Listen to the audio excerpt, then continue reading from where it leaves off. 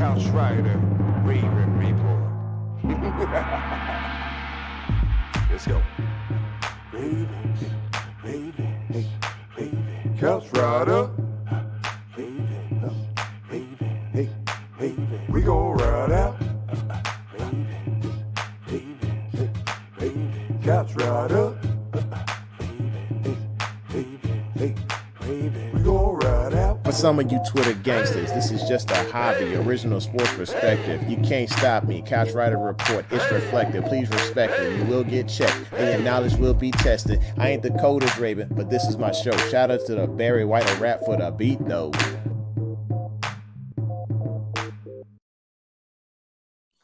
Hey, welcome back to the home of original sports perspective. From our couch to yours, it's your host, the Couch Rider Raven, Jermaine Lockett, and my main man, Kam Ru. What's good, man? What's happening? What's going on, folks, man? I appreciate y'all coming through. We got folks in the comments already on time. That's what I'm talking about. Know the gang, know the gang, know the gang. Hey, yo, what's going on, Bless Brian? Abdi is in the house. And my man says the Ravens, thirsty Ravens fans. Right.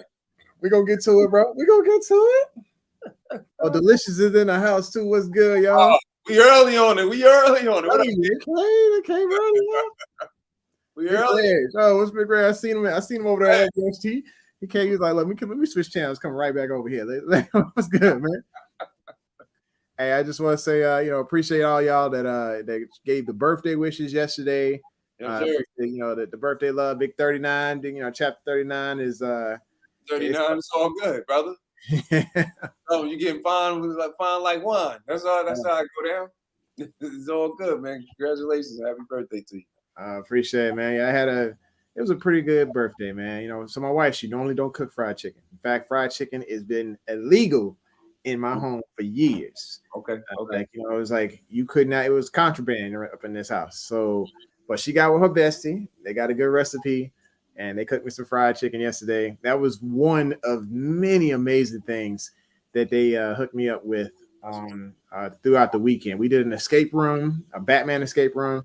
We did. I had my favorite cake made. It was a berry chantilly cake, which is like a layer of fruit, a layer of whipped icing, layer of cake, layer of fruit, whipped ice and cake, and then the whole thing's encased in whipped ice. It was magical. Sound like a Dominican cake to me, bro. So good. Yeah, Google berry chantilly. That sounds real Dominican. I was so full. I was just like, man. So we did that, and then we went to one of my favorite restaurants, the Bonefish Grill. Got some Maryland style crab cakes. I was loving it. All right, let's get to these comments. On the East Coast for a minute. Yeah, I was like, hey, I'm back in Maryland, man. Let's go. Yeah, it was a really good birthday. I really enjoyed it. So, like good time with family, good time with friends, and just enjoying myself. Like I said, I hadn't passed the collection plate yet, but we got to do that real quick. So if you're new here, please hit the like, hit the subscribe, and smack that bell so you know when it's going down, folks. Thank you for coming through. Let's get to some of these comments before we get started. So Big Red says, hey, happy belated birthday. Appreciate you. Lisa is here. She said, hey, Jermaine, I wasn't upset with Big Reg. I was stating the fact about no wide receiver in the first round. Oh, okay. I mean, Lisa, you feeling some type of way? I'm about to say, if you need to take Big Reg out to the parking lot to do what you got to do, we just love you. He still got love for you. You know what I'm saying? We'll still be here, Big Reg, and be like, it's whatever, take your frustration out, just get you a couple in, just fold him over, He'll be all right. He can take it. All right. Delicious said, happy birthday. I appreciate you. Let's see here. Lisa said, after 40, I stopped counting birthday. Oh, yeah. Oh, Lisa. Look, it's 29 again. That's all it is. Oh, that's 29. That's all it is. You're fine like wine. Fine like wine. Lisa, fine like wine. As long as we don't age like beer, we good. All right. Bless Ryan says, Ravens better get Tyrann Mathieu, Bobby Wagner, and I'll be happy. Okay. I mean, that's a lot of money. Something to look at, Yeah. It's possible, but that's a lot of money, though, B. It is. And then Lisa's, Big Red said, I know you wasn't upset. We people chopping it up about our team. Couch. They make it up. We family time. Oh, but let's say he'll be 21 in May. Wow. Sir, yes, sir. We got age groups all over the place, man. That's awesome. Close for you. We're gonna Congrats, talk man. for you, bless. Okay, some laughs over here. Just laughing at him. He said we're still going wide receiver. Hold on. She gonna come through the screen on you, bro. She gonna see. She's gonna come to your property. Oh my gosh. All right. So, of course, we got to do the norm. What we do tonight, what I'm saying? First things first, pay homage to the boy G-Ro because he's still here. He ain't got fired yet, y'all. He ain't got fired. We still got him here, y'all. We got to get over it. I like to pray, put a little salt in the wound right there. And then shout out to each of you. Like I said, we're sitting at 1,042 subs. We made it. I appreciate y'all. We get to 2,000. We'll start the Patreon. We'll do raffles, things along those lines to keep the party going. And so, like I said, I appreciate each and every one of you new folks that came to the room. For the veterans, thanks for showing the love. Thanks for coming back. Make sure you remind those who ain't here right now. Hey, it's time. We got the late night show. I'm Jay Leno, baby. All right, here we go. This is what y'all was wondering about, man.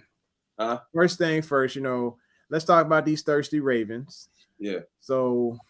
Yeah, I'll see it. Let me just give a shout out to my dog because shout out to Delta. She need attention for about 10 seconds. Gots to have the lovins. Gots to have. Go ahead, bro. Go ahead. I'm listening. So when it comes to thirsty Ravens, for those of you who have been the loyal Baltimore Ravens fans, I'm talking about your 1996, or early 2000s alumni. Thank you. Recognize that we gonna go through this every year. When it comes to free agency, you're going to see people making it rain all over the place, except Baltimore. Yeah. Let's just be real. This is just what happens. We ain't got it. We ain't got it. We ain't got the money. Hold on, bro. Hold on. And then you got people like who ain't got no money. They're still spending. And it's still spending. Like, sit here like, how you going to sit here and go shop for a Lamborghini and you $24 million and get in debt? I just don't understand it. They just came up to the table like, they're like, Deshaun, we got you. We come to New Orleans, bro. What you gonna average? What you gonna average? You can't sign a man on beignets alone. The beignets is good in New Orleans. Don't get me wrong. They are amazing. They got some really good seafood. They got all the gumbo and jambalaya and crawfish, etouffee. I should know I'm from Louisiana, but you cannot get this man on that food alone. Eventually, he got to come back for a second meal, and y'all ain't got the money. They gotta figure something out. They gotta figure something out because there's no way that you're gonna be able to do that. I'm glad you said that because I thought about that. I was like, Green Bay's over the cap. They still over the cap. They signing everybody. Mm-hmm. All their players they bringing back, and I'm just sitting there like, wow. Okay. Oh, here go the money war. Give me just a second here. Yeah. The money war has started. Oh, Wilbert. The rest of the AFC North making free agent moves while the Ravens can't get phone reception in the basement. Go Browns. Look here, sir. Look, we just don't do it. We never go into free agency swinging with the cash, with the money's out. It's just a smart decision type of dude. He makes safe decisions. He's not gonna make a huge splash. And honestly, I felt like y'all traded out Amari Cooper. You traded in Amari Cooper and got rid of Jarvis Landry. I honestly feel like complete receiver, complete package. I'm going with Landry, to be honest, because I feel like that's my chain mover. That's my, that he's not going to be electric, but he's going to move chains. He's going to get you first downs. There are games when Amari Cooper would just completely disappear. Yeah. And so good luck with Amari, because the new package that he's in, it's not guaranteed to work. It didn't work when he was in Oakland, and then he came to Dallas and he had Dak and things started looking good. But then they had too many babies to feed over in Dallas, and they started feeding slot receivers, and he wasn't getting his. So I feel like I don't know if Cleveland gonna thrive off of that. Baker might be excited for half a second, but that's another guy he's got to get chemistry with. I don't know if you heard about this, but Cleveland's trying to get Deshaun as well. So yep. We're gonna see. I hope he doesn't make that move. I'm gonna be honest with you. So Will, I'm sure you crossing your fingers. Mm-hmm. I hope he don't want to go there, man. It's good for Cleveland. I don't know if it's really good for him. Like, you know. So. Bless Brian felt a certain way about it. So you guys got old Grandpa Cooper. That's love right now, I tell you. Yeah. Lisa said, if anything happens to Greg Roman, I'm not going to be a happy camper. Okay, thank you, Lisa. Thank you for supporting Greg. He needs some love right now because people, he can't even go out the house right now. My man just like, he's like, they talking about I got gambling problems. I ain't been gambling or nothing. Oh, people lying on me, trying to get me fired for no reason. Oh boy. Of course, there's some reason, but I still think he has an opportunity to rebound. Anyway, Big Reg says, nah, we definitely keeping G-Ro and all the players going to be in the Pro Bowl every year. Okay. I think, we're going to have some solid players in the Pro Bowl. Lamar going back to another Pro Bowl because it's the revenge tour is about to pop off. Let's see. Delicious says, Steelers fans should not be happy that they got Trubisky for 2 years and the Browns getting Amari Cooper. In my mind, really isn't an upgrade over Jarvis. Okay, so we sitting there. We talking about the same thing here. Let's see here. Hassan just got emotional, just dropped out of nowhere, said, how he really feels about the draft. he just had to pop off with it. Yeah, what was wrong? Oh, somebody give Hassan a hug, man. We didn't get through the first round. Yeah, he just popped up out of nowhere. It was like Goodell comes to the stage and he just full on read between the lines. Read between the lines. We didn't get to the draft. Yeah. So yeah, Big Red said EDC. Oh yeah, EDC. Every dollar counts. You ain't lying because this first wave is not going anywhere. I got a feeling. Yes. Go ahead. I'm sorry. Go ahead. No, you good, bro. So odds of signing Bozeman resigning an increase today. Browns, Bengals, Titans, Texans, Bills, Patriots, Steelers, but basically half the NFL signed centers. Mm-hmm. Bozeman is still there. And they said that he was supposed to be the best one. Yeah. There's no need for him, but I just think that I don't know what his agent's doing. Maybe he asking for too much.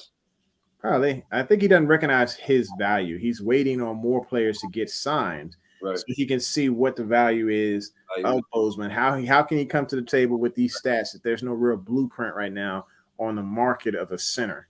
The second best center. Hold on, I'm sorry. I'll be back. You good? All right. So basically, when it comes to us being thirsty, every year free agency comes around, and we just sit there and we wait until the second wave, or maybe even the third wave. And Ravens fans, during this entire time, every time somebody gets signed to another team, y'all want to fire the general manager. Y'all want to fire Ozzie Newsome. Y'all wanted to fire Eric DeCosta. Heck, y'all wanted to fire Harbaugh just because somebody got signed. I'm like, Harbaugh sitting at home chilling, hanging out at the house. And y'all coming after Harbaugh when he ain't had nothing to do with the people getting signed at the moment. Maybe he has some input. And maybe he could bang the table because, he's got more pull than we do. But y'all was ready to fire everybody based off of other teams making signings. And I'm honestly, even with all these signings, every year we see Cleveland win the free agency. They win the draft. And what happens? What happened last year?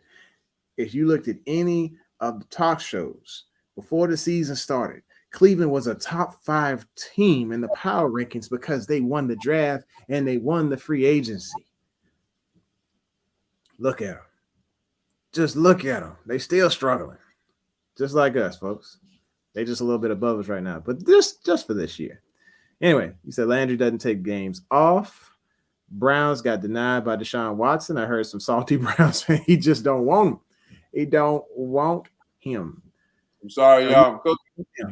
Got my crowd going on with my sweats up. Oh, yeah, I feel you. Compression pants. I'm good, though. Yeah. At least we about to get to this Mitch Trubisky thing here in just a second. Let me get through a couple of more of these comments. But like I said, when it comes to the thirst, we got to be patient. We're going to get some, and it's going to be decent value, and you'll be surprised what we pick up. But they're always waiting to get the best deal because right now we're sitting at around $15-16 million on the cap. So you can't go make it rain. You can't get all these crazy overpriced players because right now look at Kirk. Kirk signed a $72 million contract for 4 years. Do you really think Christian Kirk is wide receiver and one money? No, the Jaguars were just throwing up anything. They gave Zay Jones $10 million. Yeah. I think they're just trying to give. You got to overpay because look where they are. There's nothing in Jacksonville. What was D3 talking about? He said scared of. He said basically if Watson went to the Browns, he wouldn't be scared of him at all. No, it's not that I'm afraid of him. I don't know if that was intended for what I said. I'm just a fan of Watson, and I don't want him to go to the Browns. Like, I can't root for him anymore once he go there. I just done. Because we got to put a helmet in his chest. What's gonna happen? Yep. Shout out to Delta, the sound effects. He want to bring on the non-returning contract calls. Sounds like he wants out, and blame. Where are you getting all this malarkey? Stop. Because Mike Garofalo. Remember we talked about it? Oh yeah, Mike G tripping, dog. He's smoking on that good stuff. Mm-hmm. And they say Mike G has simple speculation because right now, if he did say something about Lamar, the dude basically somebody probably be coming for his head right now. They're like, "Hey man, you got anything to say about Lamar? You better have something. You got something?" And you're like, he ain't answering phone calls. That's it. He's not answering phone. No, the deal is Lamar is focused on football. He's focused on winning, and that contract, when it gets done, it'll get done. My projection this week, I think the Ravens want to open up some cap space, but that's just my projection. I could be wrong, and when if this week passed, it don't happen. I ain't sweating it. Y'all can come back and listen to this and call me wrong all day. We good. Anywho, let's keep going. Let me get through the rest of this bottom. Well, we got a lot of comments. I'm gonna skip a few, y'all. Be honest, if you thought it was like super important, throw in a super chat or something. Daniel Hall. Daniel new here? I don't remember Daniel Hall. You remember Daniel Hall? Okay. Says I have low expectations for the Ravens every offseason. The thing is, as long as you temper your expectations, you won't be entirely disappointed with the Ravens. Like I said, they sure up positions. They know where the holes are right now for the draft, and they're going to make sure they fill all these holes. That way they can have best player available when it comes to the NFL draft. You got to just chill and recognize we are not one of those teams that go out there and make it rain. And we're not one of those teams that go out there and pull out the credit card. We like I said, we don't play like the Saints. We don't play like the Packers. But I still think we get quality players, man. So, yeah. I mean, the names, the big names are. Sorry, it just popped up. I was trying to go in, bro. He coming for Wilbur's head. He coming for his head. I forgot what I was going to say, man. There's a big rain over here on Wilbur right now. We're one of those mad fans because Deshaun said he don't want to play there because it's too cold. He got no trade clause. Get it over it, Ron. So that's right. Yeah, that no trade means you get to pick where you want to go, and they have to agree with it, or he ain't going. And so, I think he knows Cleveland is the place where players go. They go to die. Where do you think he going? Two places. I mean, right now I'm thinking Carolina because Carolina got decent cap space. They ain't looking like New Orleans right now. So, they looking. That's the problem. Of course, there's San Francisco, who was obviously non-committal on Jimmy G. They don't know what they have in Trey Lance because they hadn't gave it a shot. Honestly, I think they should give it a shot, and they just haven't taken a look at that seriously there. I can't believe Miami closed the door. I don't think Miami has closed the door. I think people say things, but I don't think Miami has closed that door. So I think number one would be Carolina, 2, San Francisco, and then 3, of course, Seattle sitting right there like, hey, we can use it. I mean, honestly, I think it's going to be I think the Saints are going to find a way. I think it's either going to be the Saints or Seattle. That's my opinion. Mm-hmm. The only reason I closed the door on Miami because they just gave Teddy Bridgewater a 1-year deal to back up Tua. Tua, yep. So the verdict is not on him. And then I guess I think what you just said about Trey Lance, I think they're going to do it because what I'm getting, they're still trying to, even though Jimmy's having surgery, they're still trying to trade him. Yeah, and it's just I can't believe they don't believe in Trey Lance. Like that's just like. I mean, he's a year out of football, so they probably he's trying to catch up mentally because physically he got it. You know what I'm saying? And then Big Red just saying that Watson said no to Carolina. He said no or Carolina is his main choice right now. I'm like, wait a minute, he said no to Carolina. I'm like, what report came out and said that? Both supposed to both of them are supposed to fly up this week to see him. So Yeah. either way, he's gonna be in the NFC South unless somebody with a I wonder what the convince him to go to Seattle or something like that. Yeah, I'm like, why is he so interested in the NFC South versus going over to the West? I mean, because he would instantly make the Seahawks a contender. I think with the Panthers, their level of competition, they go up a bit. Does he just want Brady twice a year? I don't know. After Brady gone, he the king. So if he go there, there's really no competition. That's true, because the Saints don't know what the heck they're doing over there. ATL, Matty Ice about to get thrown out the door, like Jazzy Jeff. So right now, it's like if he does go there, I mean, the Saints were able to beat Tampa without a quarterback. So they imagine having a quarterback. Like that's the only reason I know he wants to win the championship. He's definitely that type of player as well. And if he go to Carolina, he going back to the same thing he was dealing with at the Texans as far as like on the field, not off the field drama with the owners. Talking about the fact that they still have all these other holes to fill. They got to finish. They got to fix their line. You don't know if McCaffrey going to be healthy, and then their defense they losing players. They got to sign. They may lose Stephon Gilmore, right? He may not resign, and then the other corner Jackson he may not sign. So all you got is Horn, that you just drafted last year. So they gotta. I don't believe that much in Matt Rule. I haven't seen any progress in Carolina, so that's why I'm kind of wondering why is he still there. But everybody's a little different. But maybe he got that Marvin Lewis thing going. Maybe he got that organization blackmail. Got the photos and walked to the front office and said, Marvin Lewis got a lot of jokers. Y'all want to talk? Oh, hang on, let me go get the photos. Do I need to? Okay, I want to have this conversation for the next 5 years. That's real. Let's see here. All right, some comments here. Delicious says Panthers probably makes the most sense, but they definitely got a lot of issues. Yeah, they got the cap space, but if the Saints figure out a way to drop this cap space, I don't know how. They're gonna wave the magic wand.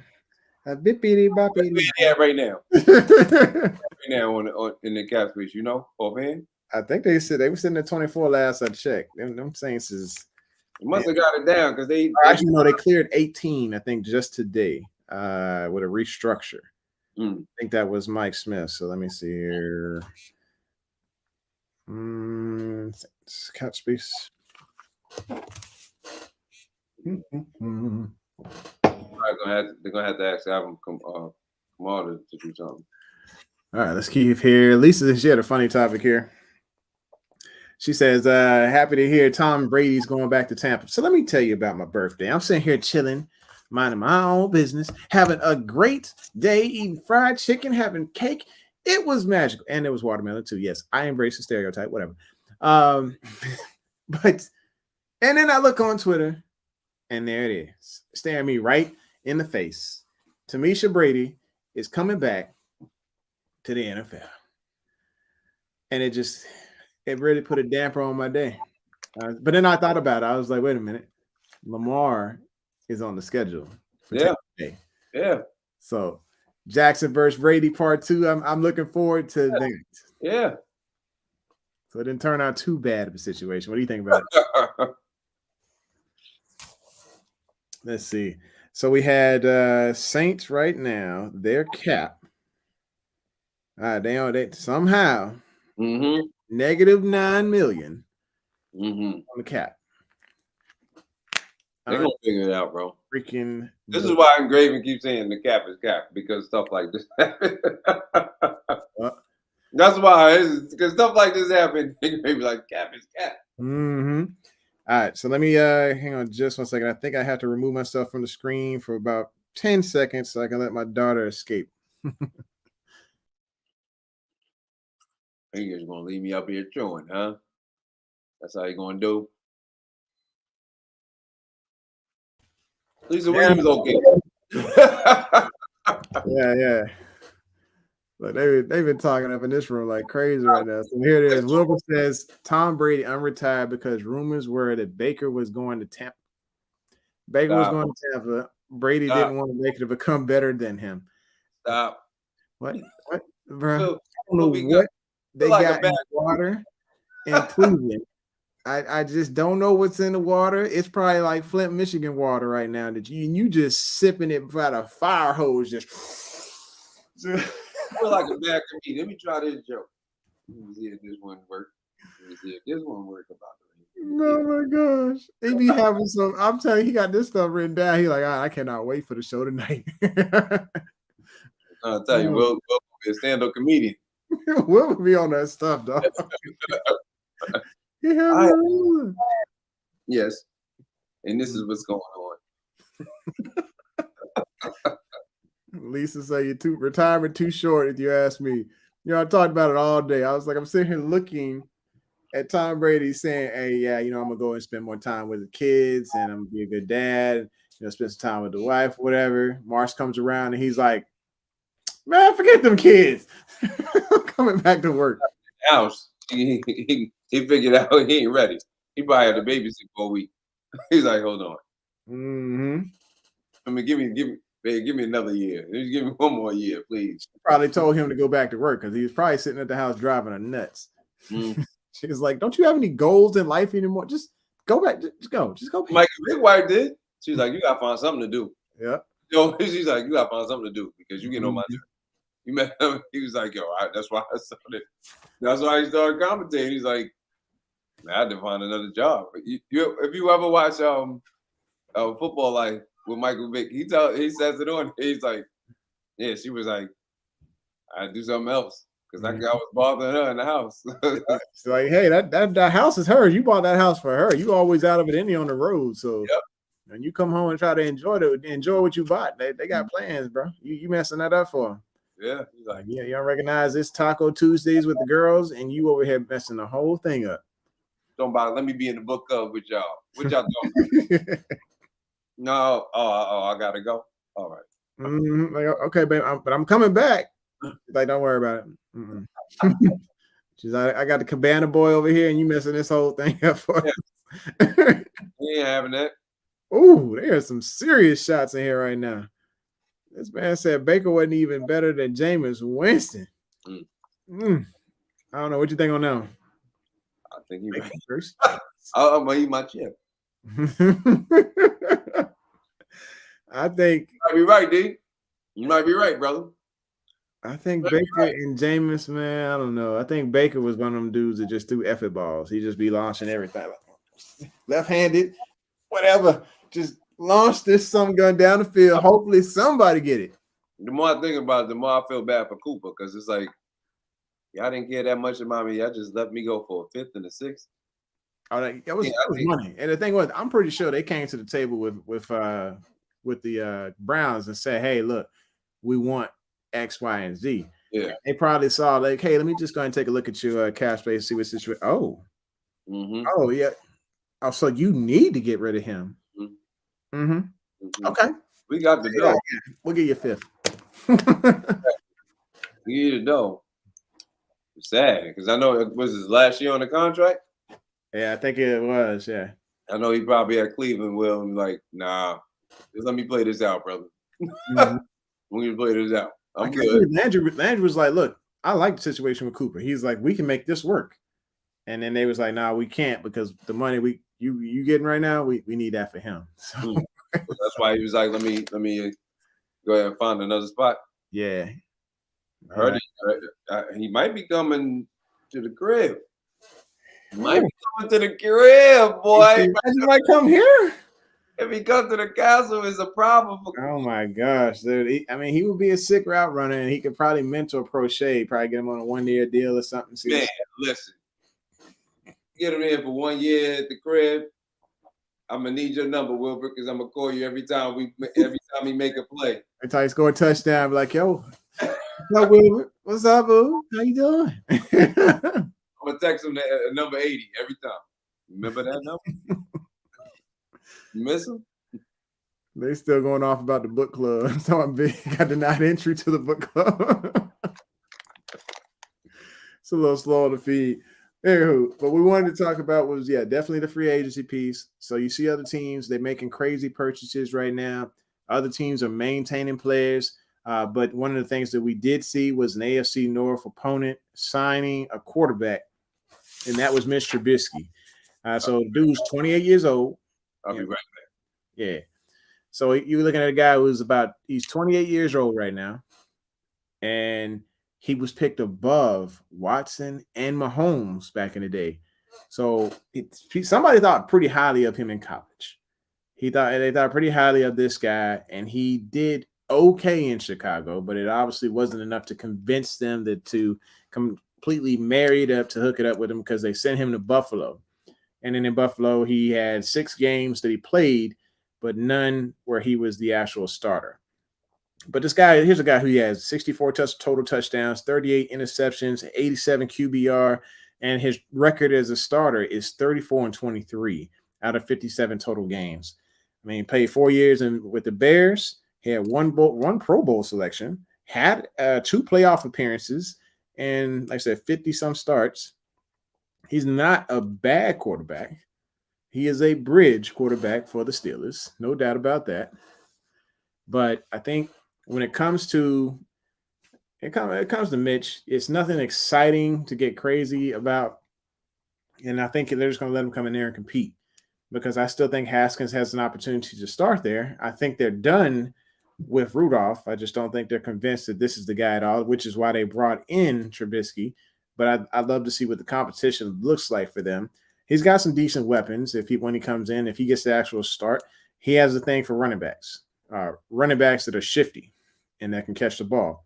So Anthony McFarland was the only one that I could see on that roster that had the size and the hands to be able to catch the ball, out the backfield or in the flaps or something along those lines.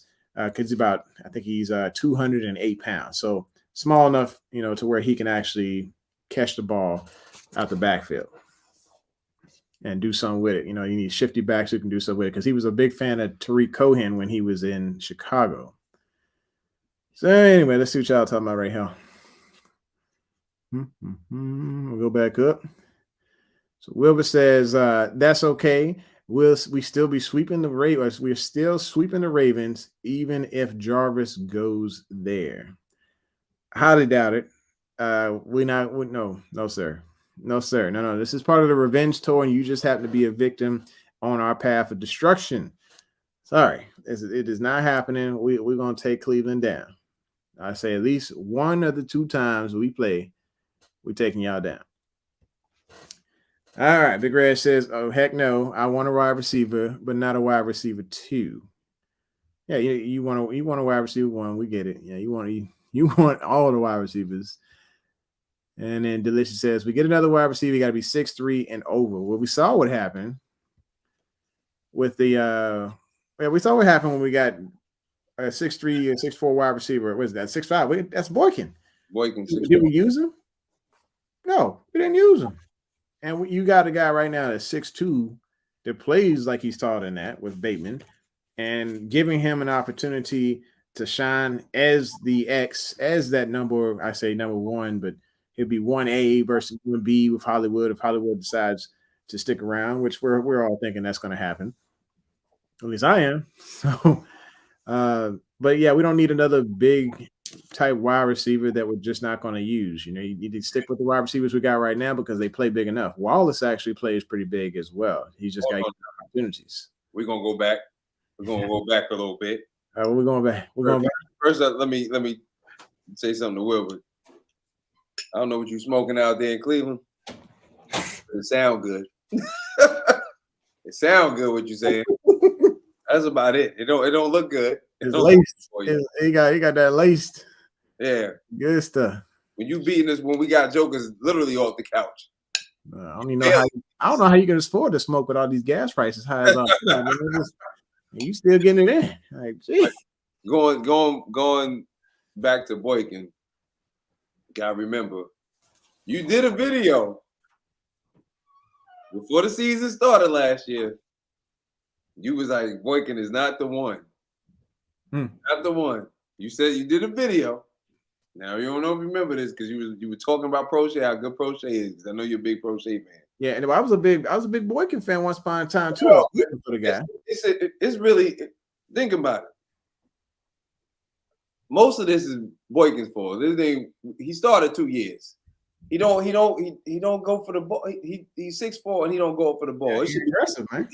Yeah, He need to go hang with Adam Sandler and take one of them anger management classes. That's what I'm saying. Like, I think we use them, but what you gonna do if he don't want to? That's not his game. Like, he gotta. I was hoping that, like in college, he didn't come alive. Yeah. Until his senior year. Claypool was already good. I think people keep forgetting that, even though they keep saying like Claypool was behind him, but he's behind him, by him being a junior. But that wasn't about it. He wasn't really behind him. No, he was just behind him, just waiting for an opportunity. That's why. He get a lot of burn. Yeah. Claypool was doing his numbers. Yeah. But I'm pretty sure Mahomes probably sat behind somebody on a depth chart once upon a time too. You know what I mean? Kyler Murray was there. All of those jokers were there. I really didn't know about Mahomes until it was time for the combine. But he has to go someplace where I don't know. I'm just thinking that maybe hopefully he learned something from Keith and from whether we keep him or not, because I wish nothing but the best for him because I think he's a good guy. Yeah. But all that size, man, he's fast and he has this, he's strong. When he catches the ball, it's hard to take him down. One thing I noticed between the difference between him and Prochet is physical. Oh yeah. He's got hands, and honestly, I thought it was a couple of pass interference on the offense because of the way he is downfield. He has a lot of that Steve Smith physicality downfield with his hands, and Boykin just don't have that. Mm-hmm. Boykin will sit there, and there's probably a 5'10" corner sitting in front of him, and instead of getting physical with this guy, he is trying to find a way to get around him. Well, his favorite receiver, he said, has always been Calvin Johnson. But you're not playing like Calvin. I think you're just trying to use the speed like Calvin because he's literally, if you do statistically, not statistically wise, but if you go by weight measurements, he's actually the same size as Calvin. Yeah, but you got to be aggressive. You got to go fight for them things, man. That's what I would hope that. I mean, at this point in time, who knows what's going to happen? We got to give him a chance too. I think, he's got to go. He's got to have a chance to get some 50-50 balls. I mean, when it comes down to it, that's what big players do. They take down 50-50 balls, and there haven't been that many opportunities. And when there was an opportunity, he didn't fight back towards the ball, and it caused an interception in the playoffs. I feel like, you got just as much chance to eye that ball in the air and be aggressive and go up for it. Even if it's short, that's what you're there for. You got to sit there and make your quarterback look good. Hey, man, it's not one time that anybody should have been able to. I don't know. You know what it was? You know what I'm thinking about since we were talking about Boykin? What's that? Do you remember the Washington game?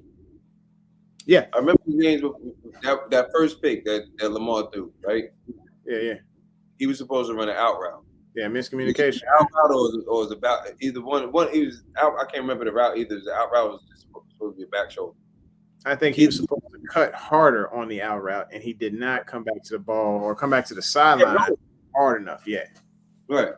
He kind of faded off instead of actually being aggressive. Supposed to be played just directly for him. So then I remember Lamar saying, I got to do better. I got to do better. I got to do better. This dude. Can't read this. Anyway, back to him. He got to do better. So, it's crazy. So when the Philly game came around, he did the same thing, and Lamar was like, "Was that my fault?" Like he was asking, "Was that my fault?" And I just think that the communication was like, y'all don't realize this, but Lamar. The reason why Lamar love hardball, they very much alike in certain ways. Lamar is just like Tom. Like if you in his doghouse, he ain't throwing you the ball, bro. No. Like because he want to win.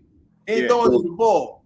I think he has a very tunnel vision mentality when it comes to the person you want to throw to. It's Hollywood or it's Mandrews. They know they going. He can rely on. But this year, we're separating because we had to throw the ball so much. He trusts Duvernay. He trusts Procey. You see what I'm saying? If you catch the ball, whether it's whether it's a penalty or whatever, as long as you catch the ball, he trusts you. Yeah. So Boykin says, Delicious says Boykin was my guy up until last season. The man, he lacks aggression. I don't want to call him soft, but he just don't want to play to his size. I totally agree. I think we were saying the same thing here. Yeah. He needs an aggression class. He need to go hang around with somebody who just all alpha dog, shoves people in the club type of dude. You know what I'm saying? Never says excuse me. That's what he needs right now in his life. Sure. And that's what he needs to go down to Atlanta and think, all right, look, I got something to prove. Let me go hang around in Atlanta for a little bit. Don't get in too much trouble, but go show that, hey, you know what, Matty Ice, I can be that guy for you, because right now he don't have that guy. Gage is a free agent right now. I mean, Landry has an opportunity. Maybe I think that's probably the spot where he should go if he wants to be that number one guy. And as crazy right now as the wide receiver market is, like I said, that thanks to Zay Jones and thanks to what's his face, Christian Kirk, the wide receiver minimum just went up. It's crazy now. I cannot believe he pulled in a contract like that. That's crazy. It was almost $20 million a year for him. I don't know how Captain Kirk got that much money. He ain't never been to the Pro Bowl, not one time, not for nothing, not special teams or nothing. So y'all gotta excuse me. I'm hungry. Gotta eat. gotta put some more weight on. Hold on. Lisa says Miles Boykin is staying put in the discussion. Lisa, this is where's your property, Lisa? You just opened this wide open. This ain't. You ain't trying to stay up on Miles like that now. I don't know what type of investment you got in that, man. But where's your property? I don't know. She must be kin of Miles or something. They must be cooling. Maybe you cooking them Sunday dinner or something. No. I'm not sure what's happening there. Maybe it's delicious, damn it. Connection. Are you sitting in the room smoking the same stuff as Wilbert over there? Because I don't know, man. Maybe he passed it. Maybe he passed it over. I don't know. It could have been. It's possible. You first Reg acting up with the receivers. Now you talking about Miles staying put. Yeah. Give me just a second, man. Well, every time you put me on pause, Lisa's stuck up here with me. I love y'all. All right, cool. Reg, watch the combine, Reg. Your boy didn't run that fast, Reg. Oh, Trey? Yeah, you run that fast, Reg. No, he needed a speed coach, right? I mean, don't get me wrong. Like, I think he's gonna do decent on the field, but that boy's form looked trash in the combine. Yeah, no, I'm just teasing. I just want to see what Reg's gonna say. So anyway, Gross is saying, do you believe Boykin isn't as aggressive because he knows he's not a go-to target for Lamar, so he's not that motivated? Bro, you gotta listen here, man. If you're gonna play with that type of mentality, you shouldn't be playing in the pros. Like, I think Hollywood said it best. He said you gotta run it all. He said you gotta run each route like it's gonna be yours, because you never know. You don't get that many opportunities, especially in this type of system. Absolutely. Lamar said, hey, you need to play like you got to feed your family. Yeah. He said there's 12 men out there. Or he said there's 11 men on the field right now trying to feed their families, and that's why he can't do what he used to do in college. Yeah, it's facts. So let's see here. So Big Red says he need to go get reps with Anquan or Steve Smith. Yes, I agree. Definitely go get the reps in with those guys. They ain't got nothing to do. They probably bugging their wives right now. Well, maybe Q, but yeah, Steve back on NFL Network. Yeah, NFL Network dogging everybody. That boy is the. I'm talking about. You think Wilbur got smoked? Steve still got the smoke. Yeah, boy, he be having his stand up ready. Yeah. Delicious said Kirk is a strong 3 at best. I think he's a good 2. I give him a 2. Yeah, but I definitely can't give him that 1. I'm trying to figure out if they just overpaid because they want people to come there. Yeah. He talking about I think he's talking about Trey. Yeah, I know. I'm just joking, you brother. Yeah, I'm just joking because they say he's gonna run. Come on, Lisa. I believe in him. I'm with you, Lisa. I feel you. I know. I wanted to believe in this dude. 3 seasons. I believed in this guy, man. I was like pumped up, ready to jump on the Miles Boykin bandwagon, thinking, hey, this is going to be our X. This is going to be this phenomenal player that just pulls down everything in training camp, in practice. He's been an all-out warrior. Even last year, we saw they were like what the reporters do. They jumped on the Miles Boykin bandwagon in training camp. He was constantly celebrated highly. Miles Boykin has another great practice. Miles Boykin has another great practice. And we're like, we've seen this before. We've seen this before 2 seasons ago. That's all they ever talked about. Regular season comes along, and it's the Hollywood show. Right. It's not translating to the field. Nope. He's not getting open like he's supposed to. I saw him beat a couple of people on a deep route, and it's not happening on the field. Like it has to transfer. It has to translate to the field. Yep. Not that he's not getting opportunities. That's a shot at you. He came at you, or he came at your boy. Kane and Hamilton. We ran a 4.6, didn't he? He ran a 4. Take it easy. He ran a 4.58. That was the official. Yeah. I thought for sure it came on the clock like 4.6. Ran a 4.58. Take it easy, Reg. He ran a 4.58. But again, I'm just joking because I don't. Half of the guys that walk in there don't know how to run. That you can tell how they start their 40. They don't know what they're doing. Yeah, so, they're not edging back to their feet. Yeah. No, and then if they back is all over the up, yeah, they not sure what they doing, man. And he don't know. You cannot expose your chest entirely too soon. You saw the way Trey ran that daggone 40. I mean, he exposed his chest almost immediately. I'm like, dude, he with proper coaching, that's a 4.40. Yeah, with proper coaching, with the way he ran right there, and with the bad form, I was surprised it wasn't 4.6. That, to be honest, because it was just that bad of the form. And I guarantee everybody run faster at their pro day because they got an opportunity to actually train on it. So yeah, and they pay the guy with the clock. You know what I'm saying? At the pro day, you can pay the guy to train. Look, I'm gonna be honest with you. I think everybody run their fastest at their pro day, not because anything with the clock or anything like it. Seriously, because you know why? One. It's not majority of the time. It's not televised, but even if it is, it doesn't matter. You're comfortable in your settings. If you don't know how to run track, when you're a track runner, it don't matter. You run anywhere, so you already got the mentality and you got the form. You know what you're doing. But majority of the time, they're not comfortable. Mm-hmm. You know, that's why Weston ran so fast at his pro day when we got OA. Yeah. I don't think he would have ran that at the regular combine. I think it would have been low. I think it would have ran like a 4.4. I think everybody had like crazy 40 times that year. It was like everybody was running 4.3 last year. Yeah. At their pro day, which I was kind of like, I believe everybody was running 4. I mean, everybody was running 4.3. Most of the jokers was running it like, and they was getting clocked. So what's my man name? The 2 corners from Georgia. The one that went to Green Bay. He trained. He was training at Brandon Marshall's facility in Florida. Folks, I can't think of the corner. It was the first round draft pick. But anyway, this joker ran a 4.28. And I remember they timed it like they had it live, and I'm looking. I'm like, and you could tell he moving though. Yeah, it's just because you're in a different atmosphere. You know, this is the what they like to call it, the underwear Olympics, right? Yeah. So now you're competitive in that part. Yeah, put some pads on. The hardest part to be competitive in. Mm-hmm. Doing the drills, that's when jokers really start flashing. But all the time, and unless you know how to run, you're not gonna run it, right? You know? Yeah, show me what you're doing in a 3-cone drill. Show me what you're doing in the route running. You know what, matter of fact, put some pads on. Put some pads on. I want to see what this, and I know it's going to mess up history and all this stuff, but I don't care. Show me what you run with them pads on. And matter of fact, don't line up in a 40 stance. Line up in your wide receiver stance. Line up in your 3-point stance.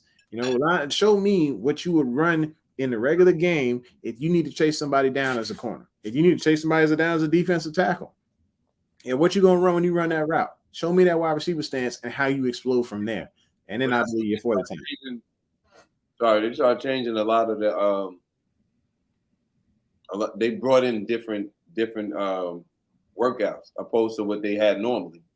Like Deuce Staley, they brought in they call it the Deuce Staley workout as far as the Deuce Staley drill for the running backs, so they can see how quick their feet will move. You know what I mean? Mm-hmm. Certain things like that you got to do. Like Sauce, a lot of us want Sauce, but Sauce ran a 4.5 at first. He ran a 4.5. I'm gonna be honest with you, he ran like a 4.5. What was it, 4.53 or something like that? I don't know. I was like, good God. But you knew he didn't take off. He knew he was wrong. You got to stay low. And then the second time he ran it, when he ran it the right way, he ran a 4.41. Yeah. I mean, you know, it's technique, and it has to be taught. You know, it has to be taught consistently. And you can see that, you know, some people just went in there and thought like, hey, I'm naturally fast. I got this. I'm an athlete. It's whatever. But when you got technique and you got you a good speed coach and somebody who actually teaches the 40, they will show you. When I went out there for amateur football back in the day, I didn't know what the heck I was doing. I came out the breaks completely wrong. And next, you know, I'm seeing 5 on the clock. I'm like, why am I 5? Why is my 45 seconds? I'm like, what? So it was probably within 3 weeks. You know, they finally started teaching us what we were doing in high school. And I come out there, I run a 4.5. You know, I'm just like, okay. And then I was in my 30s, and I was like, all right, so, you know, legs is the first thing to go. Hadn't been really working out, learned the stances, whatever. And I ran, I think it was a 4. I want to say it was a 4.9 on the 40 in my 30s. And I was determined to knock that down. And I ran like a 4.7, and I gained 20 pounds of muscle in order to do that. So it was just like, all right, you know, when you got the technique and the good coaching, you can do whatever you want. You can go make your money in those 40 times. And it matters right now. At the combine. So let's see what Calvin Grant has to say. When can we expect the Lamar extension to be over with? So many predictions will be out there. You know, I have my own Couch Rider. LBHT will have their own. Engraven will have his own. I think Engraven's thinking he's not even getting signed this year. I think he'll get signed this week. I hope that's what we both on the attendance on that one. I totally agree. Like, I'm hoping and praying that it'll be this week. Yeah. One, to get it out the way. Two, to open up some more cap space to help him. Yeah, absolutely. Especially with Devontae unhappy right now. Like, I think that somebody added, and let me apologize to Engraven if you're watching this. I had because I love a comment in reference to on his page, and somebody jumped on it. You know, I was saying like, well, now that Aaron Rodgers got his contract, it's gonna be a reset. You know, so, and it doesn't matter if he has an agent or not. He's still gonna break the, you know, it's still gonna break the record as far as it's still gonna reset the market as far as with his with his deal. One, regardless if he has an agent, it's going to happen. Two, because he's, you know, the things that he's already done, and the fact that Aaron has just got his, he's the next man up. Yeah. Some dude got on there and said, "I hope you're not trying to say Aaron Rodgers is Lamar Jackson is better than Aaron Rodgers." I was like, what are you reading, bro? Like, I never compared him. I think they're comparing dollar amount to talent. And right, and I'm not comparing. I said, no, I'm not comparing that. I told him, I said, look, it's going to be reset because Aaron reset it. I said, now it's, you know, he's the next man up. I said, it's just like when, you know, it's just like when Josh Allen got paid, because he brought up Josh Allen. Yeah.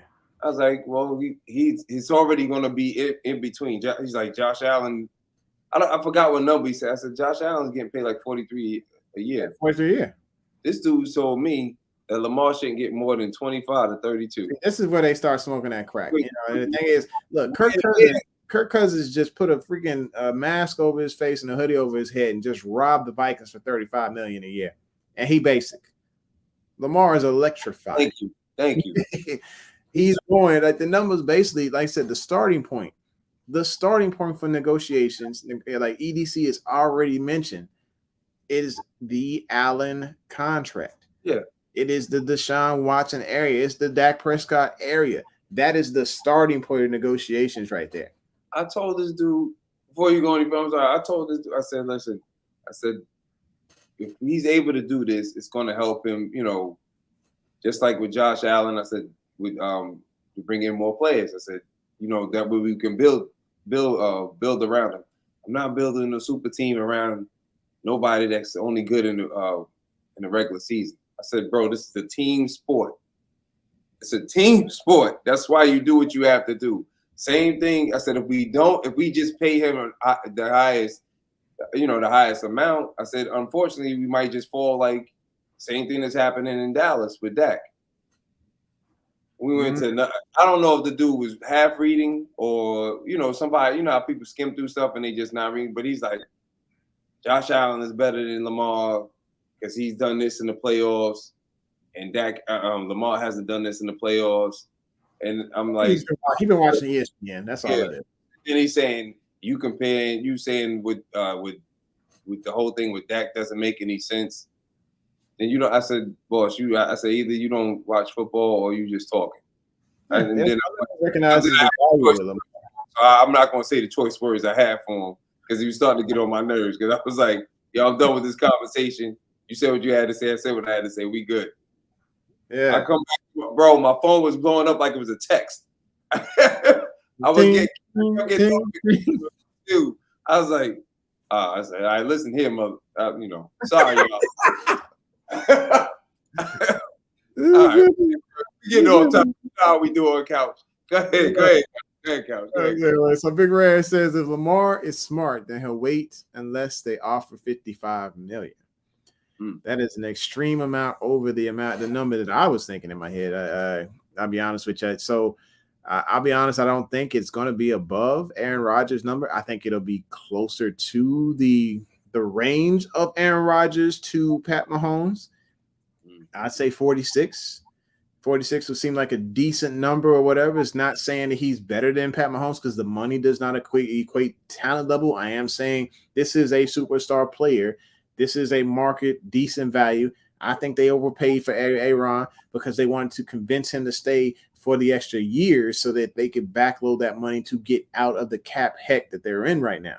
So, yes, that resetting market was strategized, but at the same time, you know, it showed Aaron like, hey, you know, we appreciate you. You just got, you know, second MVP in a row. Cool. But I think Lamar's deal is going to be a little bit smarter than that one.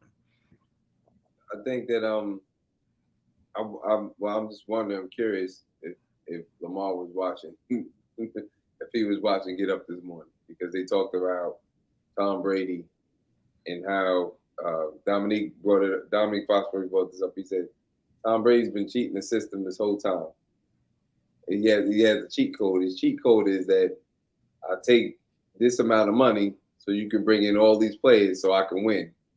Yeah, and he's done that since doing. He's doing it again in Tampa, and it's just like I wonder. I'm not saying for Lamar to take your hometown discount. I'm not wondering that at all. No. I'm just wondering like I know they were giving. Look, it may not be on the books, right? But Tom, but don't tell me that he wasn't getting some extra dough on the side, or maybe they said, "Look, we're gonna give you this guarantee, but we're not gonna put it up here." You know, I don't know. I'm just saying as far as like his yearly,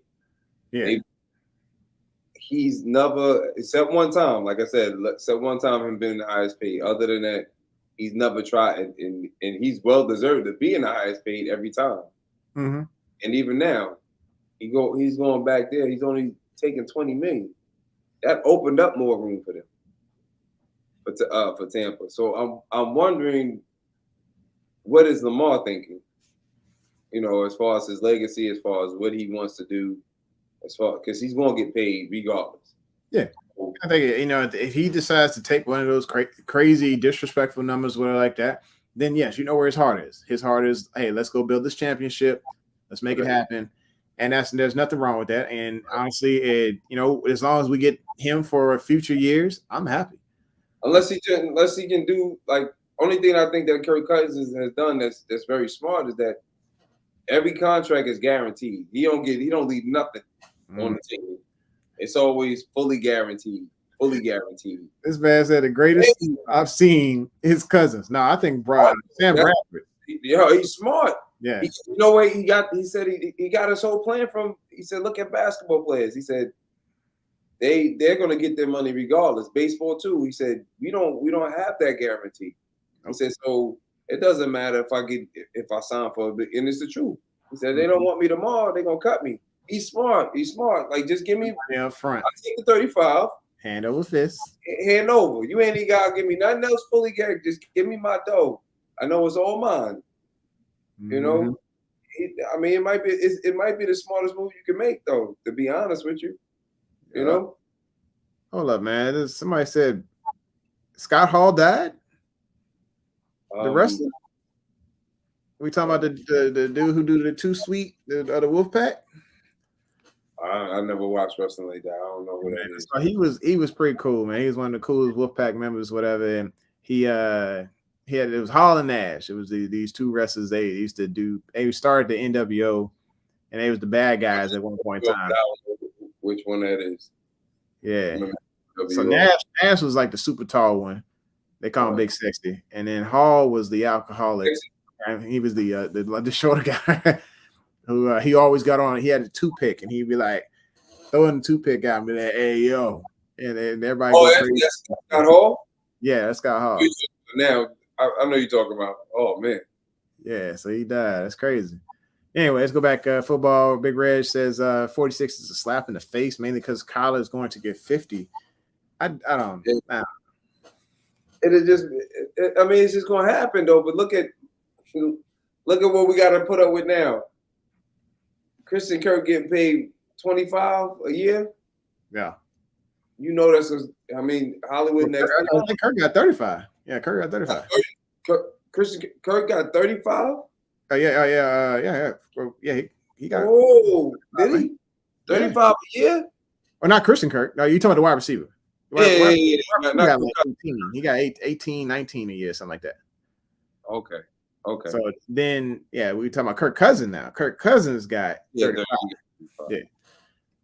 All right, so here it is. Lisa said 45. Invisible Minor said Jackson not going to go sign a deal because the Ravens not going to provide him with the weapons he needs, I'm guessing.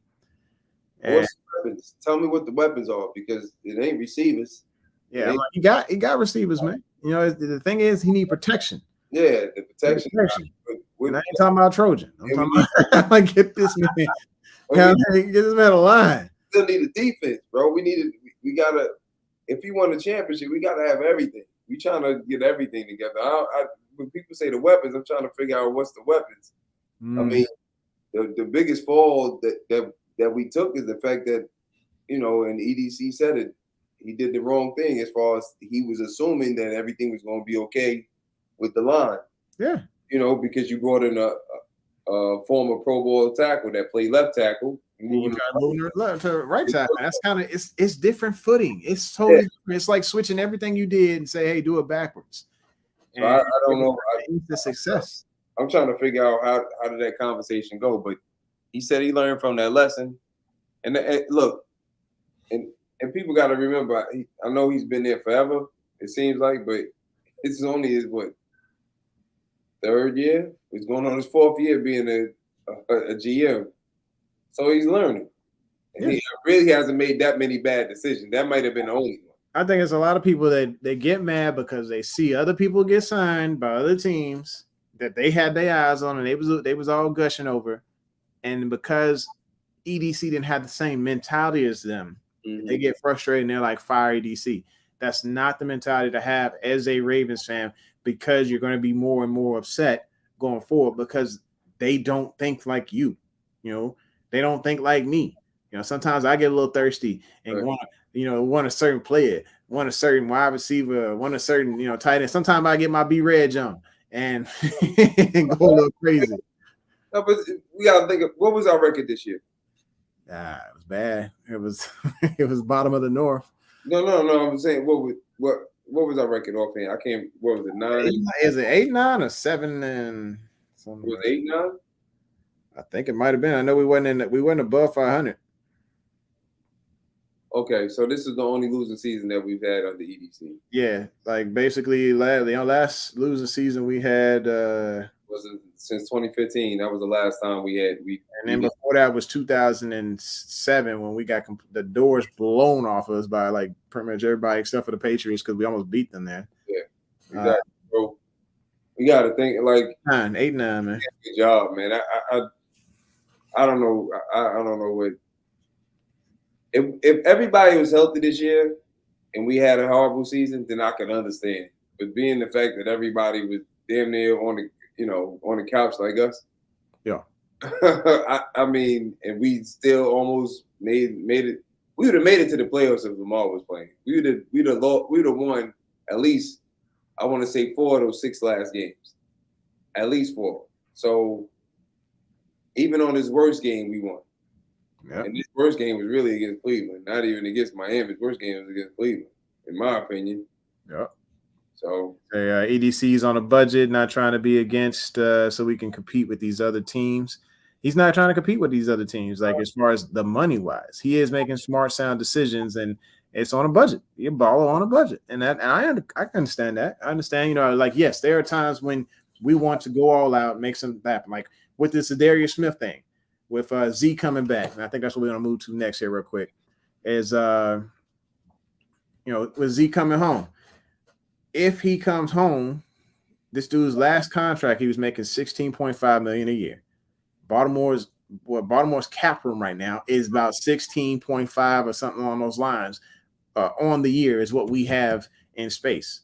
So I'm pretty sure after having 25 sacks in 2 seasons with Green Bay, this dude gonna want some cheese. He gonna want some money, and he gonna go for no $8 million contract. He might, sniff around a little bit at a $13 million a year contract. But ultimately, like if he's not taking that discount, we're looking at a guy who's gonna cost us upwards of $19 million a year. Just saying. I think I'm gonna be positive about this, man. As positive as I can. I hope, and I'm really hoping he does come back. I hope he takes a 1-year deal. I'll be honest with you, because he didn't play at all last year except 2 games. Yeah, but that 1-year deal, what's it gonna cost us? You know what I'm saying? Like, yeah, I mean, I'm looking at it like if you franchise tag, was that 16? Yeah, so for that position, not sure what that franchise tag would look like, but a 1-year deal based off of his previous salary would eat up the entire cap for this year. We have nothing to move around. We couldn't even play our rookie class with that. Yeah, I don't know. I mean, we got right now in cap space, we got what, 18, close to 18. Yeah, and so he's basically got to get any player that comes to Baltimore this year or during the offseason has to be a multi-year deal. And the problem with that is some players do want a prove-it contract because they know the TV deals are coming in the next year. And that's why we're having trouble by making those big splashes like everybody else, is because these other teams, they got it. They got it right now in the cap, or they just pulling out the credit cards, but they're also making multi-year deals of like crazy out of this world multi-year deals that are going to cause them some cap problems because they see the Rams model and they see everybody else's model. Everybody's doing it. Put stuff on credit card and they going under, but they're gonna have trouble getting themselves out of it. Right now, EDC's making that smart decision to where, like, hey, one, I can pay my multi-million-dollar quarterback. Mm-hmm. He's like, all right, I'm gonna save this money so I can go ahead and get this in. Yeah. And then so with Z, I can see a 3-year deal. I can see a 3-year deal on this guy. How old is he right now? Drop the hit. Yeah. So you get the same type of deal that oh my gosh, I keep on. Who just got signed to Philly? We was gonna try to bring him here. He was at Carolina. And he just got signed. It's the $30 million. I think he was $30 million guaranteed. He was 45, 3 years. Damn it, I can't think. Outside linebacker. Okay. He played it. He Riddick. There you go. Okay. Yeah, Son Riddick. If we give him a deal like that, because for the past 2 years, he's another one that he had If you calculate them all, I think he had like 25 for So the let's past. just say we give him like a 3-year, $42 million deal. That puts him at about 14 mil per year, or something along those lines. Let me make sure I got my math right. Has to be high. I think if the guarantee is higher, then that'll lower the cap hit. Correct? Well, the thing you just want to push more money. It's not just simply how you lower it or put it all up on there. So you can put whatever guaranteed amount you want on, but just remember on the back end you're gonna have to pay that. So let's just say he does go for that 14 mil times 3, whatever. 42 mil, 3-year deal. But let's say we only give him 6 mil or maybe even 3 mil. Then you take the rest of that money and you split that between the remaining years and put it on the back of those contracts. So let's just say out of 42, and we give him, let's say, 3 mil this year. So that means the other 11 mil needs to be split in half. So you're looking at 5.5 added to the normal. Yeah. And then 19.5 mil on the cap for next year, and then the cap for the year after that, in order to be able to bring that guy in, which would probably be a reasonable deal. I think they would actually go for that, but it would be guaranteed. Right.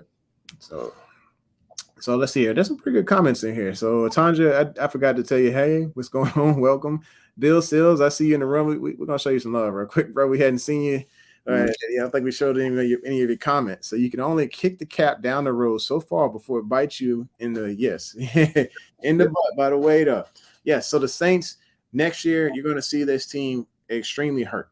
You're going to see this team negative $96 million in the cap next year because they've been making so many irresponsible decisions, and they're going to take some hits, some serious hits. They're going to have to basically go to the Players Association, to the NFL, let them know, hey, look, we cannot pull ourselves out of this. There's not any more restructuring that we can do, because every time they restructure, I don't know if you take a look at Spot Track, but on that restructuring, there's a $3 million, like, I don't know if it's a fee or what, but there's something put in there that says restructuring. There's $3 million sitting on it. I'm not sure if that goes into dead money eventually or what. But it looks like there's a penalty or something along those lines for all of the restructuring that they're doing. So they're just putting themselves more and more in trouble, while teams like the Ravens making smart decisions, moving along, and they're still winning games. Last year, no, but they will. It will come back.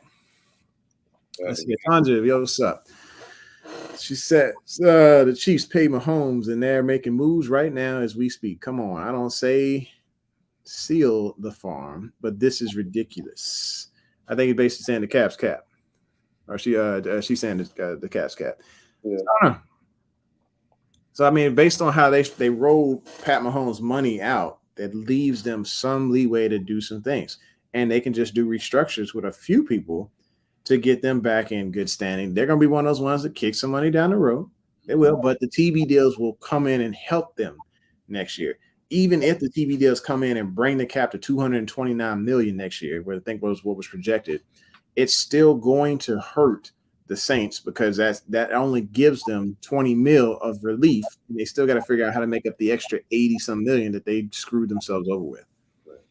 They're gonna have to release some players. Yep. They're gonna have to release a couple of players. I see that happening anyway.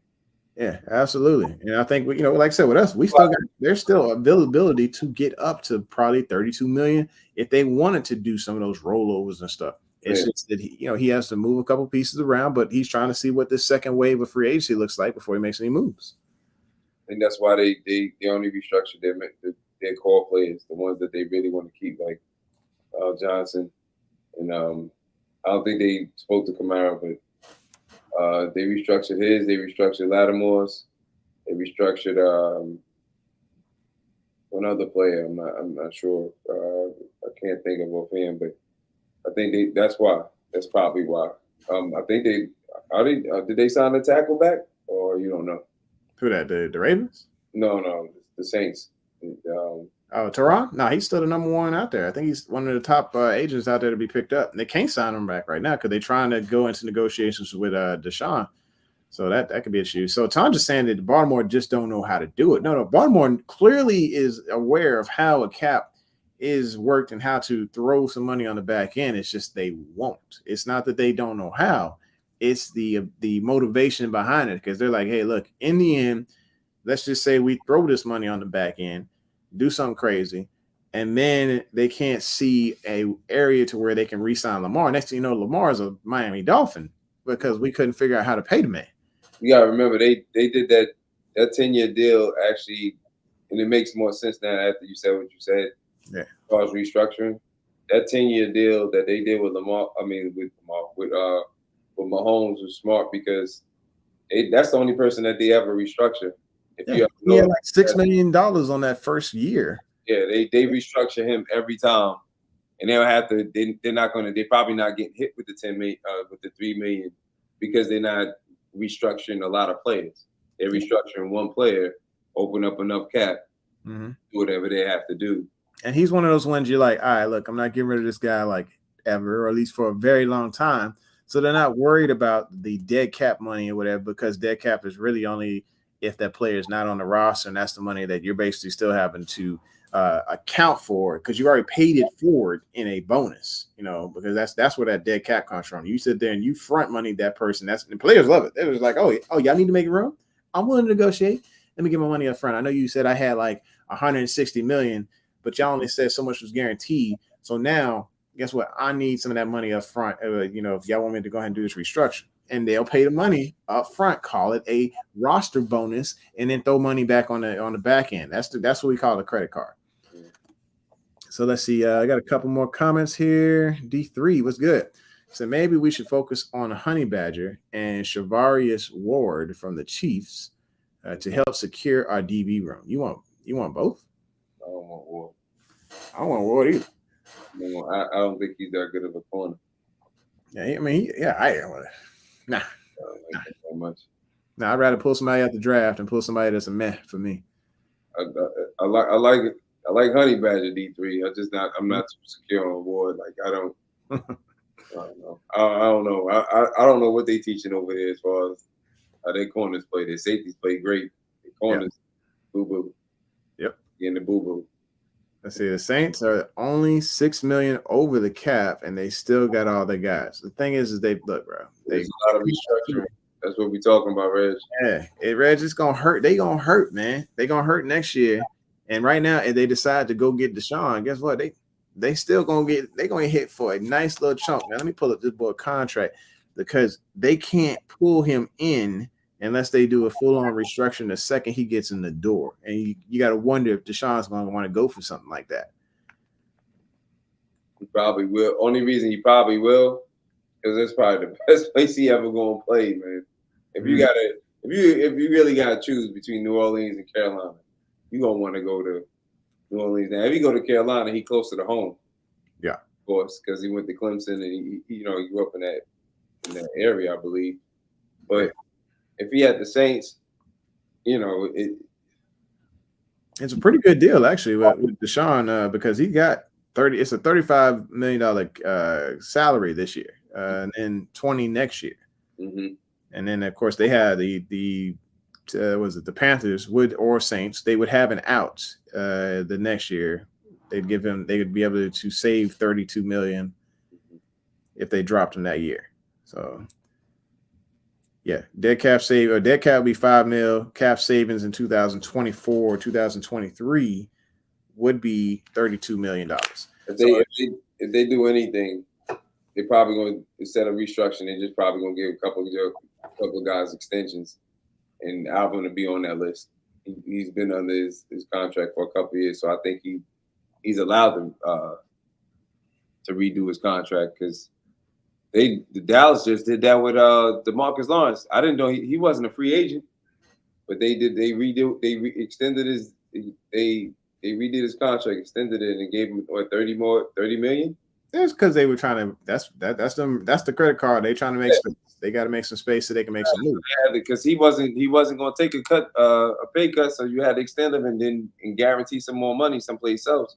Yep. So they're probably going to extend Alvin. They probably extend Alvin, and maybe like, I'm only talking about pillars of the team, like Calvin Jordan. Like, probably do the same thing with him, and open up some more cap space. Feel you. So, Asmodeus, yeah, we already went through this. We're definitely rest in peace, Sky Hall, Razor Ramon. It was a fun watch. He had a lot of life problems. Most wrestlers, they do. They have so many other issues. We talk about CBD in the NFL. CBD, not CBD, the concussions is a huge issue when it comes to wrestlers as well. But juicing is also a big thing for them. It causes a lot of brain damage and them to make decisions that they normally wouldn't make if they weren't doing a lot of those things. Scott Hall had an alcohol issue out of this world behind the scenes.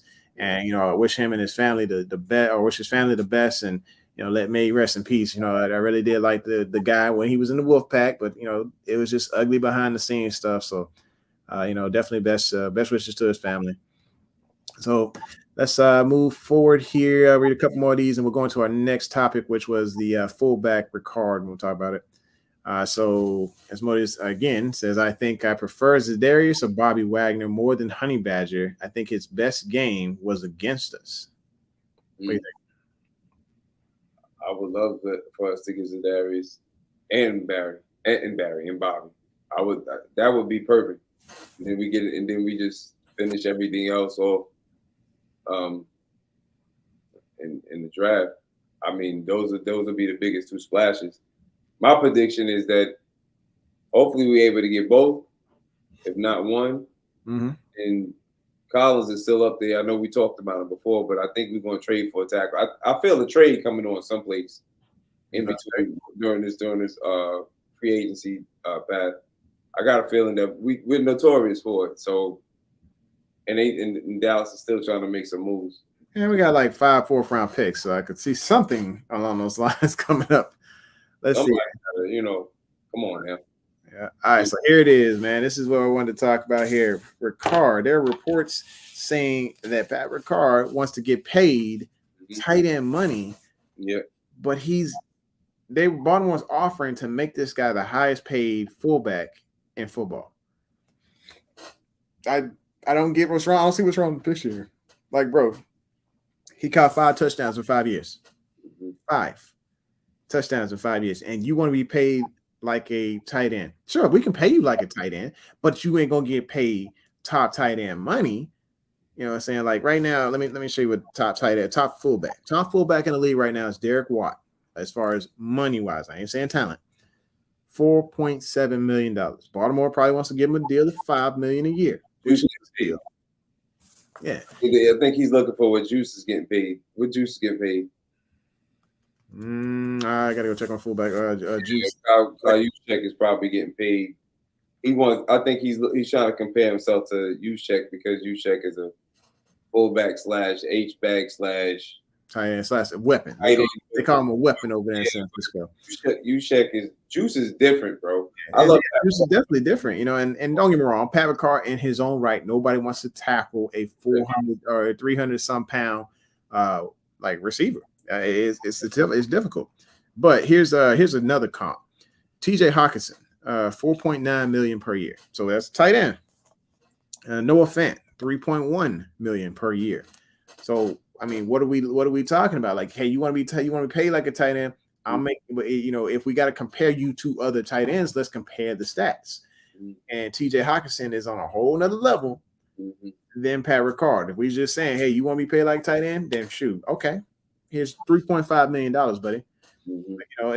That's what he wants is the designation, and he's getting compared to the others. Yeah, we'll put you way below what these other tight ends are and call you that. But I think if he should just take the $5 million and play ball. I still think I totally agree with you. I think that he's trying to get paid like Juszczyk, and I think his numbers are up there close to tight end. I think he's making good money. Here's a good comment here. Bill Sales said, hit it on the head. Juice is a weapon, and Project Pat is a utility. That's facts. And honestly, I think he's a hindrance to the Ravens offense right now. And it's because of Greg Roman and how he's it's simply how the install goes. Don't get me wrong. I love Greg, but how they're using him when you got certain personnel groupings on the field and you're seeing a full back lined up in the slots going in motion. I'm like, what is this? Like, why is this even in the playbook? Toss this play out because it's not something that you want. You don't want your fullback going to the flats and that being the number one option for the receiver or for Lamar to throw to, and he's actually going there before he goes to anybody else. I'm like, what is happening? You know, I just it doesn't make sense to me at all. And the only time it actually looked halfway decent was in that Minnesota game, and then everybody started to sniff it out, like, hey, this is what they're doing. I got no comment on that. That's your boy Giro. It's like you know, you no love on that. I got no comment. Ain't nobody perfect, but at the same time, that was one of the reasons I was like, I could see people were like, yo, well, this is dumb. Why are we doing this? When he was in, if you check his stats, he was I think he was lined up. I think they had him lined up either at the slot, or out wide. I want to say this season, I want to say like 40% of the time, he should not even have that much a percentage. The percentage should be no more than 15, if that. And I don't even know why. Like nobody's going out there saying, "No, I'm worried that he's gonna burn me." He's not going out there and saying that. And I didn't understand why when I heard those stats. I was like, why? We got all those receivers. Why is he taking? Why can't you just have some? I'm not understanding. I didn't understand it. So much This pass play. I didn't understand it. That's your boy. An opportunity for Prochet to get on the field, for Wallace. I mean, heck, Boykin wouldn't probably be out, looking for a job right now, holding up a sign with saying "Will wide receiver for food" or something because of Giro on that particular on that package. Like that, there were some good packages that absolutely 100%. Was a lot of them, but that was a bad pass schemes. I worry when it comes to pass schemes sometimes with some of the things that he's trying to conjure up. That's why I hope T. Martin and Keith can put some type of stamp on that portion of it because I mean some things have changed as far as the route running and open up, what we need to do as far as the passing. But as far as it's who we need to have on that field, that's not the packages that we need. Like I didn't understand that package. I didn't know what was it.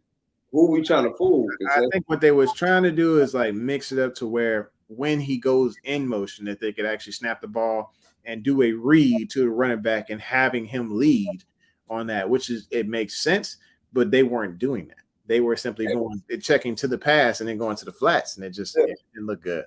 Anyway, let's go over here to D3. D3 says Project Pat needs to go back to D lineman. The market for fullback is low and his hands aren't as good as premium tight ends. Okay. Yeah, but he's not gonna go back to D lineman. He done made the Pro Bowl 3 years in a row. Yeah. It's pretty much a wrap for him, man. That's where he's gonna make his bread. He gonna stay. I understand what you're saying, D3. It's just never gonna happen. It's never gonna happen. So at this point in time, you gotta test the market. They saying this is where people get frustrated because the Ravens are doing things like worrying about Pat Ricard. I can see this now. I can see a little bit of it, like both sides. Like, at first I'm like, hey, loyal Ravens. That's right. But at the same time, we're worried about signing a fullback back versus actually trying to go reel the big fish in. Now the big fish is actually being talked about. That is Sedarius. Yeah. And some people are rumbling about Tyrann Mathieu, but I don't think it's Eric DeCosta. I think that is more the Ravens Nation. Talking about Tyrann Mathieu. I think Zadarius Smith is being talked about by DeCosta, though. I think everybody forgot that we signed back Tony Jefferson. Yeah. Like, maybe we all forgot how good he was. He wasn't like I think that last year he was damn near up there like he was going when Earl was there. I want to say he might have been, I want to say Pro Bowl level. I'd say Pro Bowl, but I think more of as a strong safety, like a punch. He had to. I mean, he was in the box. Everything was covered. Like no problems. So I don't know. I mean, I want to say that, but can we get a Hurst for Union? Okay, that's a smart move. Man. He still got to get paid. Who, Hurst? Hurst, he still got to get paid. Man. He got to perform. This is one of those ones I wouldn't mind putting him on a prove it deal. Give him a smaller contract. If he proves it, then let him go get his money elsewhere. Are we gonna go with 4 tight ends and we gonna cut Josh Allen? I say let him compete in camp. Let's see what happens. You know what I'm saying? Because I feel like we could probably slide Oliver over to a practice squad, and of course injuries happen, and he could come on back. But you have Hurst there. Hurst is definitely gonna be trucking people on the way to the end zone. I like Hurst. I love her. I wish he would have stayed at least for the 4 years and then decided to go. I know he wanted to make his bread. He thought he was gonna make his bread down there in Atlanta, but I just don't think his head was on right. I think he was just like, all right, look at all these divas over here in Baltimore. I'm never gonna eat. I think that was why he left. Well, no, he wanted to be. He asked for the request because he wasn't gonna get. Yeah, he wanted to be number one. And Lamar had a connection from like day one, so it's like it's kind of hard. It's not that he didn't have a connection with Hurst, but he just had a stronger one. Like Lamar, he wasn't getting open like Mark Andrews. This we're gonna call a spade on that. Yeah. Like, and don't get me wrong, because in Atlanta, he's done some good things in Atlanta. Oh yeah. He definitely should go someplace where he has an opportunity to start before he decides that he's gonna come here and play second. He plays second string. It's not like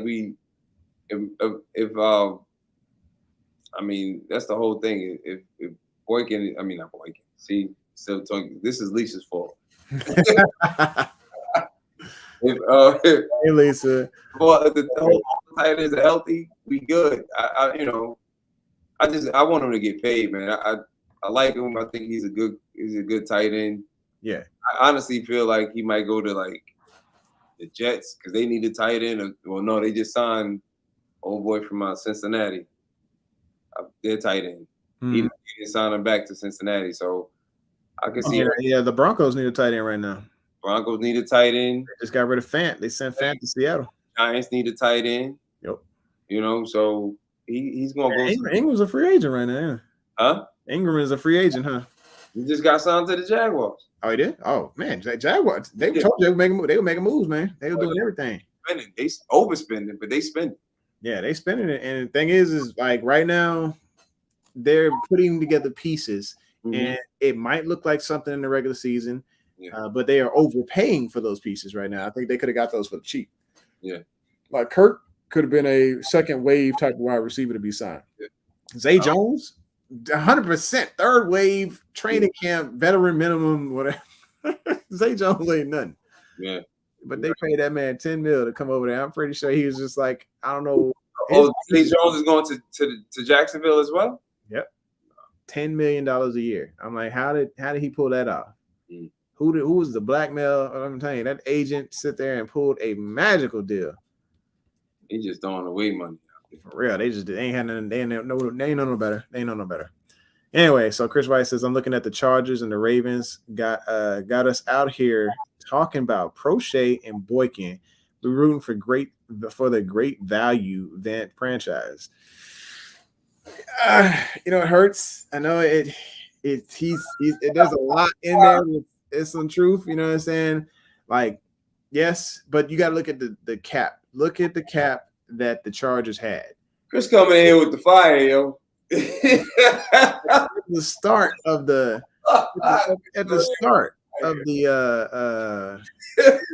free agency, they had 50 mil. They had 50 million to work with, like or close to it is what they had to work with. We didn't have that. Chris coming in with fire, yo. I can't even disagree. I can't even disagree.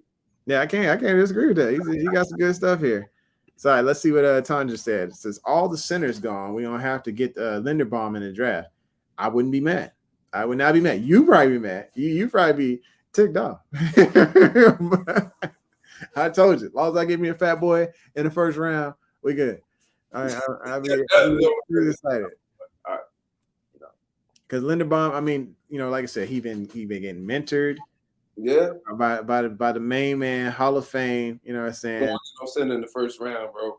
Don't send in the first round. If Cross falls, they keep talking like Cross gonna fall.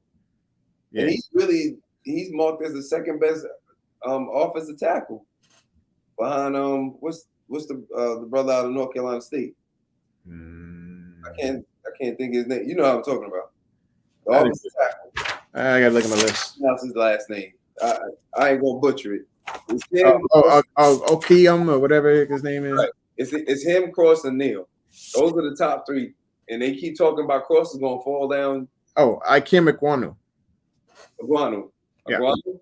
Yeah, Ikem Ekwonu. Yeah. So they keep saying he gonna fall or Neal gonna fall. I mean, somebody got to fall because I mean, when you're looking at these options, like Evan Neal, Cross, Linderbaum, Penning, Petit Frere, Ikem Ekwonu. I mean, there's so many different options right there, and like I said, that dude Tyler Smith could creep up there when people start getting desperate as well. And somebody might just take a shot at, if they like him a little bit better, and they probably won't care where they get him. It's just as long as they got their guy. Listen, And sometimes that's all that really matters in the draft is, did you get your guy? Listen, if Cross or Neal fall, I'm good. There's no disrespect to Linderbaum. I want a tackle. If I'm going to get an offensive lineman, I need a tackle. That's why I'm rooting for this trade. But you don't want the trade to go. I'm telling you, it's so many tackles right now to compete in camp. I feel like if they get this center, and that way we don't have to go pay for one because they have to either pay Bozeman top market money. And it don't look like it now. Look who's been paid. Look who's been paid. This is the first wave. Look, this is the problem. This is what happens. If it don't go down by Wednesday, he done missed out on all the good money. Yeah. This is everything. It must have look. Cincinnati was supposed to pay him. Remember that? Yeah. They didn't pay him. They went out and got 2 guards, I believe. They just paid 2 guards. They're not gonna put some more money into a center. They probably feel they can draft a center now. Okay. You know what I mean? They re-signed. They franchise tagged the free safety Bates. Okay. Re-signed the D tackle Hill. I think and then they signed somebody else. They got $50 million, but they not wasting money. This is the first time I can say Cincinnati is definitely not wasting any money. That's a cheap organization, man. When you still they had a ton of money too. I think they rolled out with a buttload. Even after even after the Super Bowl, they still had a lot. I think it was like number 3. Who you talking about? Cincinnati? Yeah. Yeah, there was $50 million on the cap. They opened that much, but they didn't pay for the front line. Mm-hmm. And then on top of that, I think you brought in 2 guards or a guard and a tackle. Right. Now, if they get Bozeman, then hey, they didn't spend everything because they spending all their money for the most part. I mean, I'm sure they still got more money as far as cap space than we do. Now, Bozeman is the only one out there that I know, only center out there that's probably the number 1 ranked center right now. But Jensen's going back to Tampa Bay. He would have been the option too, right? So if we do get Linderbaum, I understand it. I just think that we might be able to go. We might be able to go later in the draft and get another center and spend that money on somebody else that we need. Like, again, if we can't get this trade with Collins, one of those tackles is going to fall for some apparent reason. I don't know how, but I don't want Penny. Penny is not a first-round pick, bro. But Linderbaum is. Huh? I said Linderbaum is though. Linderbaum is, but yeah. I just rather. I really want some continuity with Lamar and somebody up there at the daggone center position. That's why I really want Bozeman to come back. Other than the fact that I think he's a good guy, but so what's big? So Red's talking about Evan Neal. Dude, we won't get a sniff. Neal across if Neal across fall at 14. Oh yeah, absolutely. I'm pretty sure they'd be climbing over top of each other, hit the button over there. Just like, we done. Do it right now. Absolutely. We smoking a cigar like old boy did. What's the say? Put it all in. Neal played right tackle and left tackle, and Cross played every doggone position on the front line. But we won't get a taste of Neal, Big Reg, and that's because he's not going to sneak outside that top 10. It's just not happening. He's just that excellent of a player. If he do, they smoking real. Yeah, I'm about to say everybody smoking rocks. The whole daggone draft, you just see a cloud of smoke. Everybody just gone. Just red eyes, all of them. Goodell comes to the podium, just red eyes, just like, we got to pick a new location. New location. Anywho, Tom just says, Panthers and Bengals trying to get Bozeman. We got him right. And another team going to reap the benefits. So we develop them. They take advantage. We get comp picks. You know how that goes. I'm in no comp pick right now. We get comp picks other than somebody else. We're trying to get this ball game, man. We're trying to get to the ball. We're in comp picks right now. We got plenty of comp picks. Let's see, offensive coordinator can't even put a quick QB under the ball. Got to assign it long snappers. Okay. I mean, there was some under center stuff. Alex said, you gotta be patient, man. You gotta be patient. Like right now, Chris on fire. Yo, it's the truth. It's the truth. It's the truth. Hey, look. What's going on? Was that Falou? All right. So what if Stingley falls 14? Do we take him? Do we trade for Leo Collins? What would you be good with? Would you be good with that? Hold on. Is it separate? I'm getting confused here. I think we'll talk. We'll separate. We'll act like it's separate because I know we ain't trading no first round for Leo. He's separating that. That's definitely a separation. Yeah. I want Collins. I hope we trade for him right now. I know Downs ain't asking for a lot. If you just gave up Cooper, fifth and the sixth rounder, we got how many fourth rounds? We got like 10. You can't get one. You can't get one. Yeah, you give him a couple. You know what I'm saying? See what happens with him because I mean he wasn't. I want to give him something next year. Come on, I'll give you one. Do like Mike Evans. Look, I got the white boy around the corner. See, y'all ain't come right here. Good job. Give me a taste that we have spending money with you all weekend. Give him a fourth rounder and we give you another one next week. Come on now. Now, so, let me go back to it. This is what I said. All right, so Stingley, we'll go back to the first part of the question here. Stingley falls to us at 14. Do we take him or trade for? Do we take him? All right, let's just separate that part. If Stingley's there, do we take him? What do you think? Yes, I'll take it. I who else? That's the problem. Who else might be there? I'd be like, who's available? So let's just say something crazy happened. We got here you go. Is Stingley and your boy? Davis, Linderbaum, and Penny. Who you taking? Penny ain't even on the.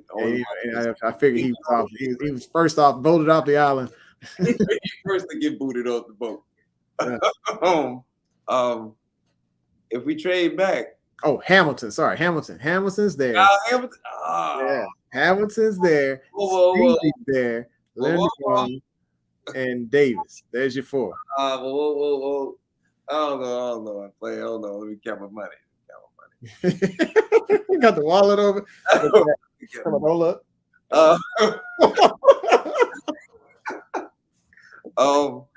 Man. Oh man. You know I want Kyle Hamilton, B. I get it. That's a generational talent. But you got all four of them there. Mm-hmm. Corner. Get a taste. I mean, come on now. Yeah, count the one, carry the four, you know. Oh man. The Eagles ain't gonna trade. Eagles just sit there like, nope, we ain't moving. We just dancing. We ain't moving because whatever you don't get, we pick it up. We're gonna take. Pick it up. They got a fish's net. Like, I'm gonna get it. Man, where do we need the biggest? Where's the biggest need? Well, of course, the biggest need for me, in my mind, it's the line. It's the line. Yeah, it's not the front. It would have to be Davis then. But pull this car over like I'm not sure. So like I said, it's O-line or he's touching the radio. Yeah. The couch stuff touching the radio. It gotta be. I have to take Hamilton. I gotta take Hamilton, bro. I would have to. If Hamilton is there, I'm taking Hamilton over Stingley. As much as I like Stingley. Yeah, it's like I like Stingley too, but at the same time, like I would probably take. I don't know. I feel like we got the talent at corner. It's a shirt up position. I feel like doubling or tripling down on that right now is not the right move. I feel like if we don't do something to protect Lamar and he end up on his back again, like he did, was it 7 times in one game? I just, I don't want to see that again. In the third round, huh? We can find it. Yeah, they did say it was a good draft for offensive lineman. This is what we not doing. We just thinking with our hearts right now. We not all right. Let's think business wise. Because this is think business wise. Yeah. Got that feeling. Look, you got to think business wise. Right now, there's not that many. The depth as far as safety in the draft is not high. So if you got the chance to get the best safety on the board, you got to grab him. The depth at defensive tackle is pretty good. It's pretty good. Yeah. At that corner, there's a lot more corners that's there, and there's some starting linemen that we can find in the second and third round. Okay. So you gotta go with that's the number one. That's A1 sauce. That's the top 5 pick, and he fall for some reason. And I'm glad he ran that 4 or 5. Maybe everybody just thinking second. Yeah, they probably got a phone call from EDC. Was like, hey man, why don't you go ahead and run that slow 44? Yeah, run like you got a limp. Yeah, man. You know, I know you talking about like a couple mil, but I'm gonna make it up for you. You know, we're gonna get you that bonus money, man. You're gonna be straight. Yeah, I would have to take him. Sorry. I know we done got all the way off. All right, so here it is. Let's keep rolling. Let's see here. D3 says, let Bozeman go. Colin Castillo can step up. He played decent his rookie year. This year, I think the Rams game he did okay, but I think it's just because he wasn't kind of probably by shock, like he was thrown out there at the last minute. You know what I mean? With that Bozeman getting sick. Yeah, I still think I'm all about Linderbaum, dog. Right? Let Bozeman can go. I'm sorry, he can ride. You know, his price tag gonna be too big. Hold on, player. But you just said we just went through this. You just said if Davis is there, you picking Linderbaum over Davis? I know. I thought this was on you. Oh yeah. Yeah, no. Okay. All right. So if Davis and Linderbaum are there, yeah. Let's reverse the question. Reverse it. Court me on the spotlight now. I feel like I got the light on me. I got this light closer or something. If they go, just those two, if they're there, I gotta go Davis. Like I said, he like the Kool-Aid man, just coming through. Oh yeah, and just destroy things, man. Any of them Georgia boys there, you better grab one. You gotta grab one. Let's see here. And then Chris he said, man, Castillo. He's like, man, I'm out. Oh gosh. And then Big Red said, Beck, big money. They send Pat McCarry out as a starting center. That boy better not touch the ball. He better not. I am all about McCarry he can go guard. He can go tackle. He can go left guard, right guard. He can go right tackle. Don't let him touch that ball. Don't let him touch that ball. Y'all go back and look at that daggone Bills tape, man. This dude flipping balls all over the place. Hold on now, but he did. I don't understand that. Was it a monopoly? Because he did a good job in 2019, and then I looked at a couple of games early in that season. He kind of did some of that similar stuff. It was some. In 2019, he did. Yeah, it just didn't. It didn't look as. It wasn't crisp snaps, man. Yeah, it wasn't clean. All right. So I'm like, I don't want McCarry on that mess, man. You know. Good. Say throw Linderbaum out the window, please. It's a zone scheme. Okay. I think you gotta look at it, Reg. We do zone scheme. So the thing is, like before 2015, Baltimore was all man scheme, and then when they brought in Castillo, not Christian Colon Castillo, whatever, I'm talking about Juan Castillo, the terrible offensive line coach, whatever. They tried to switch the zone and they stuck with it, and the transition was very tough. It was very difficult for Baltimore to go from a man scheme to a zone scheme. But we got pulling blockers, and that's where that zone really comes from. And Linderbaum would excel here in Baltimore if he was able to come with there. Let's see. Chris White says, what we do then? It looked like Greg be winging it, talking about plays in the vault. Oh, yeah, don't bring up the vault. Oh, he making them joints up the night before. Now, they still in the vault if he said it's in the vault. Yeah, I think once Lamar got hurt, that he did bring out a few other plays that looked different, because if you look at Josh Johnson, go look at the tape of Josh Johnson and then go look at the tape of Lamar. Those plays, the design of those look different. The timing of the release was different. He was basically, Josh Johnson was told to get the ball out quick. He told the ball to get the ball out real quick. The game gets to Cincinnati, extremely quick on those. He designed a couple of different plays when it came to Huntley. The schemes were there. It's just the execution wasn't as great as it would have been had Lamar had been there. So the vault was somewhat open. We're looking to see more. I'm pretty sure they're like, hey, you know what? Without Lamar there, and this is already a wash season, we're not going to bring out too much. This year, you're going to see continuity. You're going to see consistency because you have a core of decision makers to go in to game plan now. Because you're going to have your T. Williams, you're going to have your Keith Williams, you're going to have your T. Martin for a second year with the same core of Greg Roman helping to design a decent run game, and then they help design the pass game. They come together collectively and say it's a head now. You know what I'm saying? It's not going to be just one person screwing the whole thing up. So, what do you think about that? Are you there? Yeah, I'm here. I just said he got froze. He said he froze. Just listening to your fool me. He ain't got no vault. He ain't got no vault. He got no vault. He lost the combination. He lost. He's like, hey, what's my mama code in here? Just listening. I was frozen. I was frozen in the. I was like, he frozen. Ew. So let's see. Big Red says, "Nah, we're going zone scheme under Greg Kubiak. Greg runs a power blocking scheme. It's a mix of everything in there. And honestly, I think there's still zone that is being out there because you've got those pulling guys out there. They know exactly where they need to be, and sometimes it's not going to be like, hey, we're going to get the man in front of us. No, you got to run out to an area that you're assigned to, and that's zone. So let's see. Bill Seal says, leave the safety deposit out of this. Yeah, that's right. That's right. We got no. He lost the combo. Hey. He lost the combo. So why G-Roll pulled some plays out after Lamar got hurt? So there was a couple he pulled out. I think he was planning on pulling them out. It's just Lamar gets hurt, and he's just like, I wanted to know what the rest of the game plan would have looked like had Lamar not have got hurt against Cleveland. Because that would have been an interesting one there, because that was when he was talking about, hey, I'm going to open up the vault. And, of course, his main piece, his main key to the vault just hurt. So let's see here. Big Reg, Greg, all about man-on-man power blocking. Watch the tape, all the schemes, players, blend the zone scheme. You have it in area designation rather than a person to block. Okay.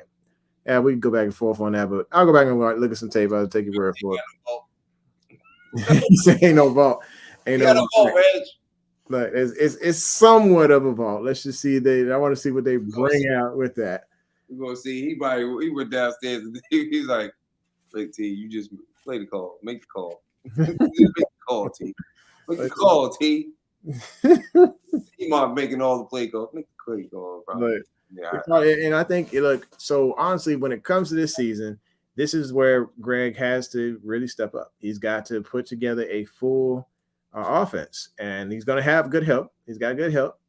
It's just they have to really put it together this year because the whole reason, I think one of the main things Eric DeCosta said was, hey, you know, Greg Roman gets in the lab.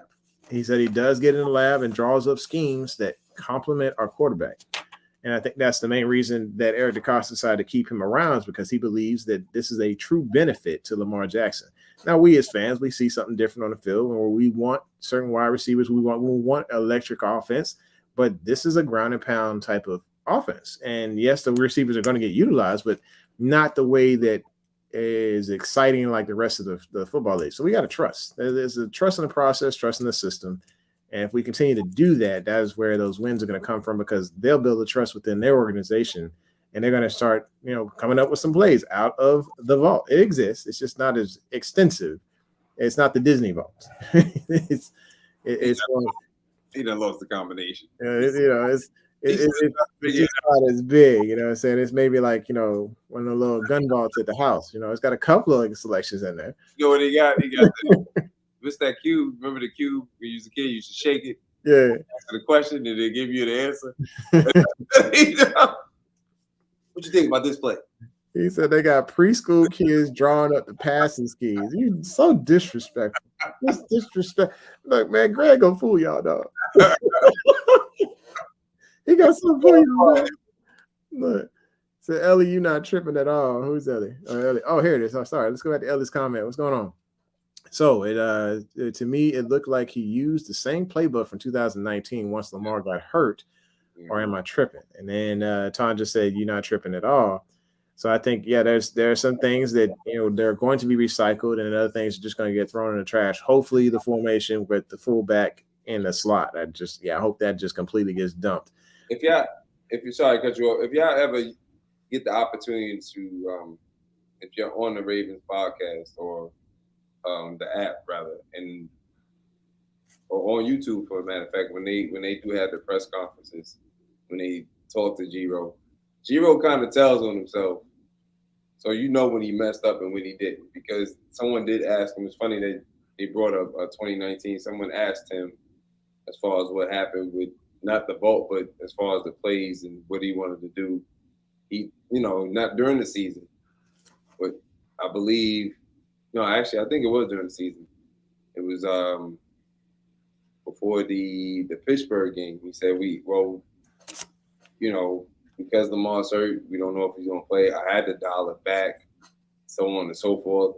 So how far he dialed it back, we don't know. But assuming that might have been it, yeah, it's possible that he ran like most of the plays from some of the plays from 2019. Yeah, I think he's just like, look, if we go back, we run this back, we're not going to give up too much for people to see.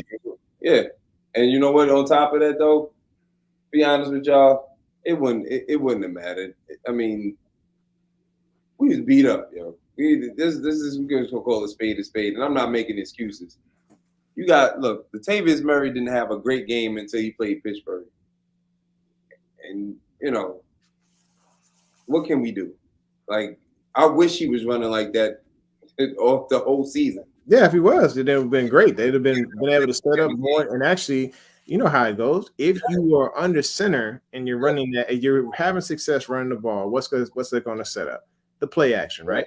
But you ain't got no ground game. It's really hard to even pull things out the vault. Yeah. If there's this huge vault like that, if you ain't got no ground game at all, and the bread and butter of Greg Roman is a ground game, it's hard to pull out the vault. So with the personnel changes this year, it's going to be a lot stronger. Yeah, even when we played, Latavius had a good game against the Rams. Mm-hmm. So it's like, I don't know, we didn't.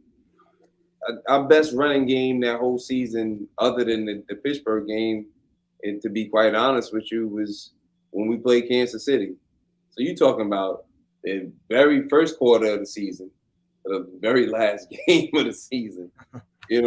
That's horrible. That's a big, even though we were like top 10 in running, that's because our quarterbacks are so mobile and they were able to get loose. That's sad. That's really sad though, to be honest. Like I don't know. I don't know how much we can blame on him.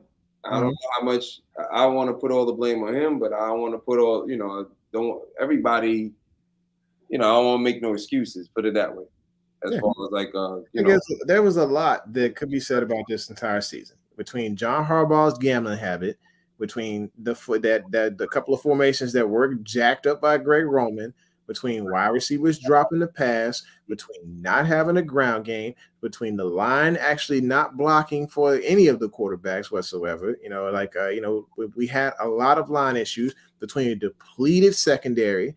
It was just, there was multiple things to where we're just like, hey, this need to be a mulligan. Yeah. This is the revenge tour. It's coming back. And let me tell you something. In all honesty, like as far as with Harbaugh, with him taking the as far as like him, whether he went overtime or not, I understand where everybody's coming from, and I understand why he did it.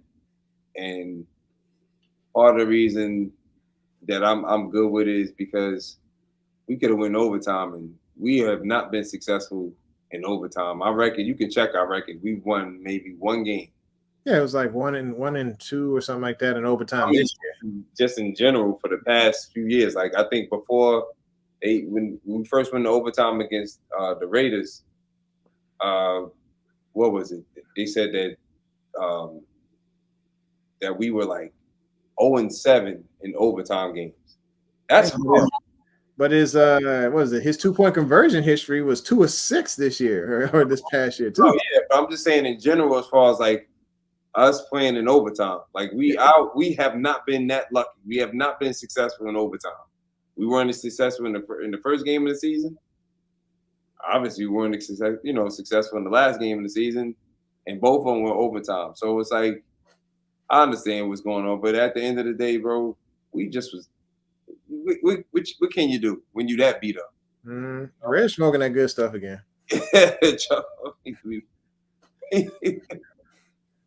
tell you, boy, every time I'm thinking, you know what, he probably put it down. He went to rehab. He back on it again. Reg, this is the only thing I do agree with. I wish he did get like a couple more pounds on him. I want the old Chuck back, man. When he was a rookie, he was trying to knock your head off. He ain't been trying to hit nobody like that anymore for a while. I'm excited about the new Chuck. I'm excited about the Chuck without a green dot. A Chuck that just wants to play ball and not worry about where everybody else is on the field. That is the best version of Chuck that we'll see. Well, we gotta get that. He ran with the green dot that first year that he had it. That's what got him the contract. So without him, let him play. Let him just command the secondary and play. I mean, I love the way he was playing these last. I'm hoping that carries over. The way he played in the Rams game, in the Pittsburgh game, I'm just praying that carries over to this season so he can have like a Pro Bowl type year because he was balling. Both Pittsburgh games he was balling out. So I just need him to get back there, get to it. Like, So I want to switch gears for just a second here. I think the last thing we'll talk about, because B Reg is actually in the room, so I wanted to appease him just once. Over the receivers. Receivers. So one guy that I was just like, all right, I got to go back and watch some more tape on this guy because I saw the national championship or saw before he tore his ACL, and I went and looked, and I was like, I think somebody had mentioned on one of the videos I was watching on YouTube, and I was like, okay, I'll go back and watch Jameson Williams. Oh my gosh. Fire. Absolute fire, just blazing speed. He was taking everything to the house. It was just amazing. So, like small slants. And he was just giving Tyreek type speed or whatever, just burning the whole thing, burning, scorching the earth. Yeah, he was. Wide receivers. And so I was like, oh, okay, this guy is pretty nice. I was excited about him. And that San Diego State kid, I was pretty excited about as well. I can't remember what his name was, but yeah, it was a guy from San Diego State or South Dakota State. South Dakota State. Yeah, North Dakota State. The 6'4" kid. Yeah, 4'2". Mm-hmm. He caught like I think he had how many receptions he had this year? Like 95 or something like that. Dude was balling. I think Green Bay it's on Green Bay's radar like big time. Oh yeah. And so I was looking at him, but yeah, Jameson Williams. I'm hoping that because of his injury, he slides out of the first round because, Ingraven said that, what did he say? He said Baltimore picks a wide receiver in the first three rounds. That is his prediction. Now, if they do happen to go wide receiver, that is the guy I'm hoping they go with. I'm hoping Ozzie Newsome is kind of whispering in Eric DeCosta's ear right now, like, hey, boo. Get that Bama player. You know what I'm saying? Yes. Christian Watson, I think that's who the guy we were talking about. Yeah. So yeah, Christian Watson would definitely be one of those. I can't remember. There was not too many other ones the Jahan Dotson. I liked him. That was just another speedy guy. I think it was Penn State, and he was sitting pretty nice. I was like, okay. But yeah, wide receivers are just not necessarily the need for Baltimore. But if they did pick one of those three up, whether it be Watson, Williams, or Dotson, I would be pretty excited about. But I think that Baltimore is good. They set right now. There's not a need. It's just not. And I know Big Reg. I know we disagree on this, and you'll yell to the moon. But wide receiver in the first round is definitely a no. That's that good stuff. You smoking again. And then wide receiver in the second round, honestly, I'm hoping that they don't go that route. But if they did, I would hope it would be Williams because that would be just one of those electrifying, fun talents that we could honestly say, hey, Hollywood, I know that you got 13 mil on the cap right now for this franchise tag when he gets in next year. But or was it a 5th-year option? 5th-year option, and then franchise tag, hopefully, or something along those lines. But if they didn't want to go that route, and we had Williams sitting back there, that would be something that we could say, all right, you know what, thanks Hollywood, but no thanks. We got Williams over here. I don't think he's gonna get out the first round, brother. I think he's that good. Everybody knows he's that good. That's the problem. I think that's why he decided to come on out. I don't think he's gonna sneak out the first round, bro. I really don't think he's gonna sneak out. So Reg is all about Drake London, another big boy, 6'5", jump ball beast. But what balls do you see Lamar actually throwing as a jump ball? When you look at some of his balls, have there been opportunities for jump balls other than the Miami game? I really talking about because he's so good with throwing to like the tight ends. Like Mark Andrews is always up there. Yeah, Mark definitely gets the 50-50 ball jump ball opportunity. In fact, I think Mark is thrown to whether he's open or not. I've been seeing some times where Mark is completely blanketed and this guy still pulls out the catch. But I like, Drake London would be nice to see, but I just don't think they utilize him like in that aspect. I just don't see the jump ball going to him. I don't think he's gonna get out the top 10. He's the number 1 receiver on the board right now. They moved Burke back after that 40? No, it's him and Burke back. One of them. I mean, he didn't run. Is he going to run? I don't know if he's going to run at his pro day. I'm assuming he may London because he had a broken ankle or something like that, or he's still nursing his ankle. I don't know if he's running on his pro day, but from what I'm hearing, like I don't see him getting past the Jets. Even though I think the Jets gonna go with a corner and go with a receiver, or somebody's gonna snatch him. The way they're talking, like he's not getting out the first round. What do you think of Justin Ross? Not the first 10. Huh? What do you think of Justin Ross out of Clemson? I think he's going. Nobody's really talking about him like in the first round. At first they were talking about him, and then they kind of like. I don't know. I don't even know what he ran in the 40. Did he run a fast time? Yeah, I'm checking his profile right now. I didn't see blazing speed, but he's 6'4". For me, if you got a tall guy that's fast like that, I still want to know like what can they do with those hips? Can they want to see what they do on the cone drills? Well, Clemson, to me that's wide receiver U. Okay. Because look who they got coming out of there. Like if Sammy would stay healthy for 1 year, he would be one of the best receivers out there. Yeah. Well, I'd scouted Sammy when he was in college. I was like, this dude can't deal with the jam. Yeah. Hopkins is just Hopkins, bro. Mm-hmm. Talking about another Clemson guy. I think T. Higgins was another Clemson guy, right? Yeah. So yeah. Well, I could see him in the second round. I mean, I just don't see us going.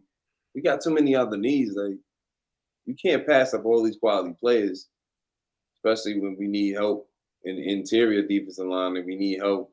Even if we bring back players, we still need help in the interior defensive line, and we still need help on the offensive line in general. So, I mean, I know priority probably is going to be like defensive line and offensive line. That's priority in the draft. If we can't fill it out, during this free agency. So, that's why I keep saying if we can trade for Collins, it's that way you have to worry about you come into the league, you got somebody that's experienced that has the playing time under their belt. I mean, Jawan James hasn't played for 2 years, so the damn sure feel like both of them. Ronnie Stanley hasn't played for damn near 2 years. It feels like, right? Just about. So came back for that one game and then was gone. So yeah, so we coming in with busted up line. Asking Lord, get us through. Yeah, it's just like this line has potential. Yeah. Hopefully nobody looks up to the definition of potential. It means you ain't done nothing yet. So it has a lot of potential. I do want to see a lot of holes. Yeah, a lot of holes to plug. Yeah. And so here he is. There you go again, smoking that good stuff. There you go. Traylon Burks and Drake London at 14. No, sir. Just tell me what we're going to do about the defensive line. What we're going to do about the offensive line.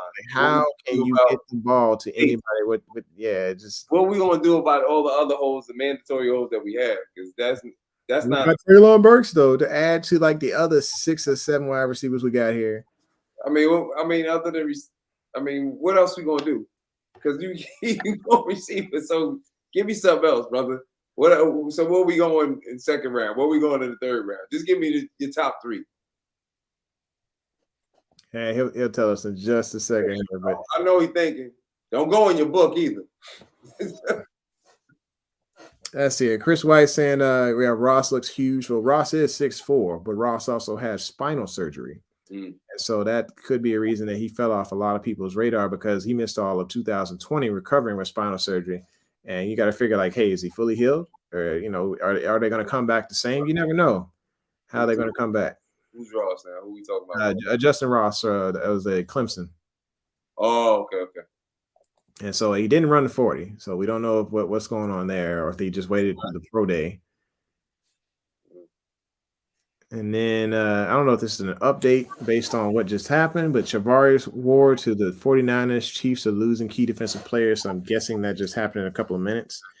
Let's see if there was any updates while we were sitting off. Y'all can also just throw those in the chat as I'm looking this up.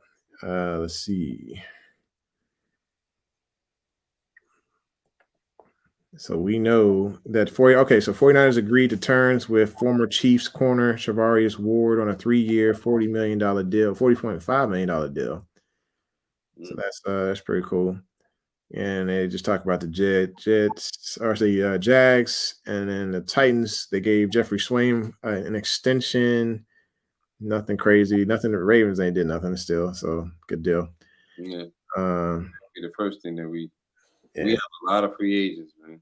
Now that I'm looking at it, we have a boatload of free agents. I didn't realize how many free agents we have. Who, Baltimore? Yeah. We have a lot of free agents. I gave you the whole list, didn't I? I thought I told you. It was like Campbell. So we had Brandon Williams. We had Sammy Watkins, Pat Ricard, Jimmy Smith, Justin Houston, Chris Board, Justin Ellis, L.J. Fort, Murray, McPhee, Freeman, Averett, Elliott, and Bozeman. Those were all the ones that were not unrestricted free agents. So, of course, there's the other ones that you had to put a tender on. And I think they already did those. Yeah. So the ones that needed the tender was TCC, Christian Welch, Geno Stone, Nick Moore, Chris Vestry, Aaron Crawford, Otaro Alaka, and then Brandon Knight. All right, so they are still talking about tackle. Let's see. Hang on, let me go through the comments here. So Stanley needs to retire, is what Chris White is saying. Okay, I mean it's have to. I mean, to be honest with you, not even trying to be joking. It depends on how that surgery looks. Yeah. Right now, they're saying he had a schedule, so we'll see. Yeah, I say kick the tires on, man. Yeah. Burke London. So have you seen Jamar Chase? So what is you saying? I'm not sure what you're saying. Are you saying that Burke and London compare to Jamar Chase? Because I'm gonna go ahead and say no. I think Jamar Chase is his own breed of animal. He's gonna be a special talent for years, and I think London and Burke. I think London turns out to be another. What's the dude Pittman? Burke. I'm not sure what to think of this guy. I honestly think, personally, first round bust. I'm just say that. I'm just gonna put it out there, in the air. Y'all probably gonna get ticked when y'all see it, but I just don't. Yeah, I'm not a fan. I mean, I think he's a bigger guy at wide receiver. Doesn't matter these days. Come on, Reg. Come on, Reg. Come on, Reg. Hold on, no, go back to Reg. Go back to Reg. Well, he been hanging out. He been hanging out with the lunch break hot take. That was the first thing that they mentioned today on the show. Somebody watched the Super Bowl. I guess defense don't matter.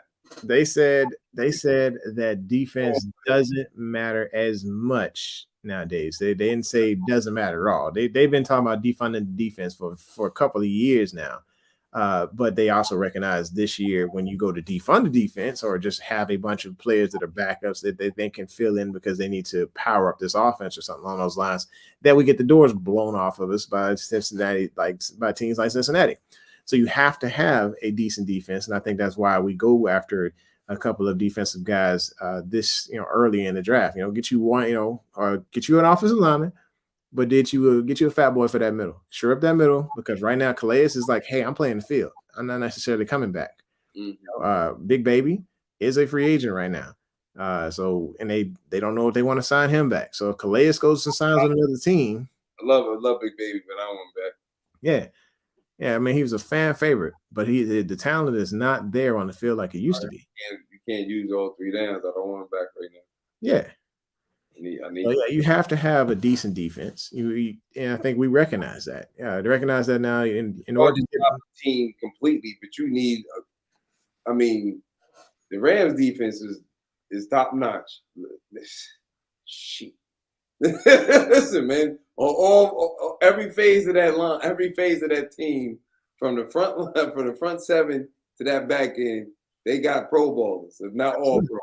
Mm-hmm. So you ain't got to have superstars at every position, but you got to have key players. Oh, absolutely. You can't tell me that defense don't mean nothing when that defense is the reason why. To be honest with you, Aaron Donald should have been the MVP of the doggone Super Bowl. I thought so too. I was like, wait a minute, he just completely wrecked everything. The game was, listen here, that first half, if they couldn't score anyway, the first half. Second half, they need to take one of those scores back. Mm-hmm. He ripped off he ripped his ripped Jalen Ramsey's face mask off. Yeah, it was a pass interference. You're right. All right, Delicious says, I was about to say they heavy on defunding defense. Yes, LBHT is very heavy on defunding the defense. And like I said, they have been, like, when it didn't work out for them when they talked about it. So now they got to recognize that there has to be chess pieces put in there. You gotta be able to block. If you fighting somebody, you can't go blow for blow because somebody gonna get knocked out. You gotta be able to defend yourself. Now, Tyrann Mathieu might be an affordable option as long as he's able to take a small little discount. Like if he takes a deal like maybe 11 a year or something along those lines, then he ain't coming here. Yeah, that just stopped. Everything stopped when they re-signed Tony Jefferson. I will go get me a rookie safety that I can put behind him and Chuck. Mm-hmm. Keep it pushing. You can grab a good safety within these first 2 rounds. Trust and believe that. It's not that many. Nobody looking. I guarantee we grab one of those safeties that can play the middle. We needed a true center fielder that we can go ahead and mold. Maybe Geno Stone. Maybe we already got it with Geno. But you got Tony Jefferson here. I'm not going to get him. Nope.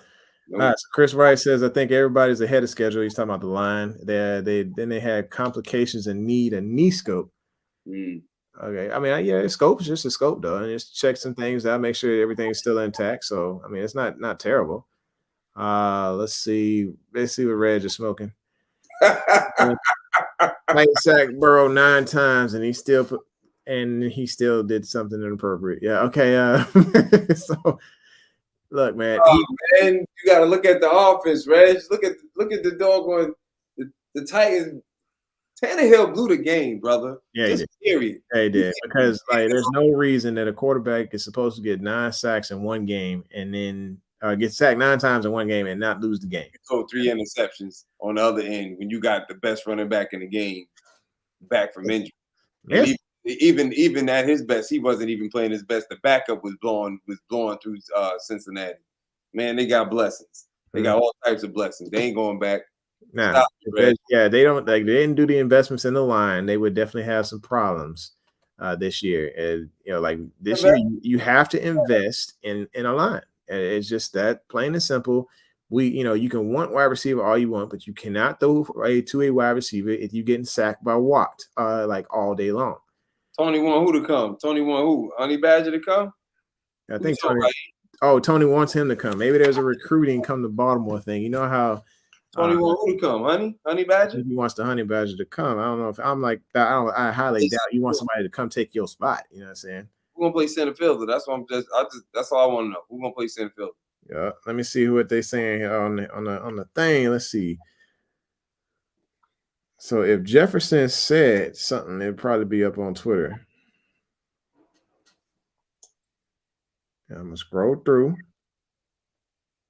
Don't delete the recruitment tweets. We need all the help we can get. Or at least that's somebody tweeted that at Jefferson.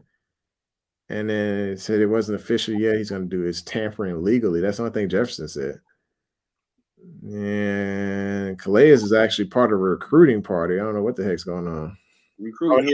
he's just saying he's saying let's get free agency started. So it sounds like Oh, that's all. No, because he said because they asked him if he to my Calais. yeah, It's a few teams that already want him, but Yeah. he just said he gonna go through. He said he loves Baltimore. but he wants to go through the process. The process of being a free agent. You Yeah, know, he treated it like it's any other year, and I think he, like, hey, secured the last couple of millions for his retirement. Because I don't think he doesn't see a ring like before. It was like, hey, let's go chase the ring. That was the mentality. Yeah. Right now, he's like, I got to go ahead and protect my future, get these last couple of ducats. I'd say he's chasing the ring, but does he feel like it's gonna be with us? I don't know anymore.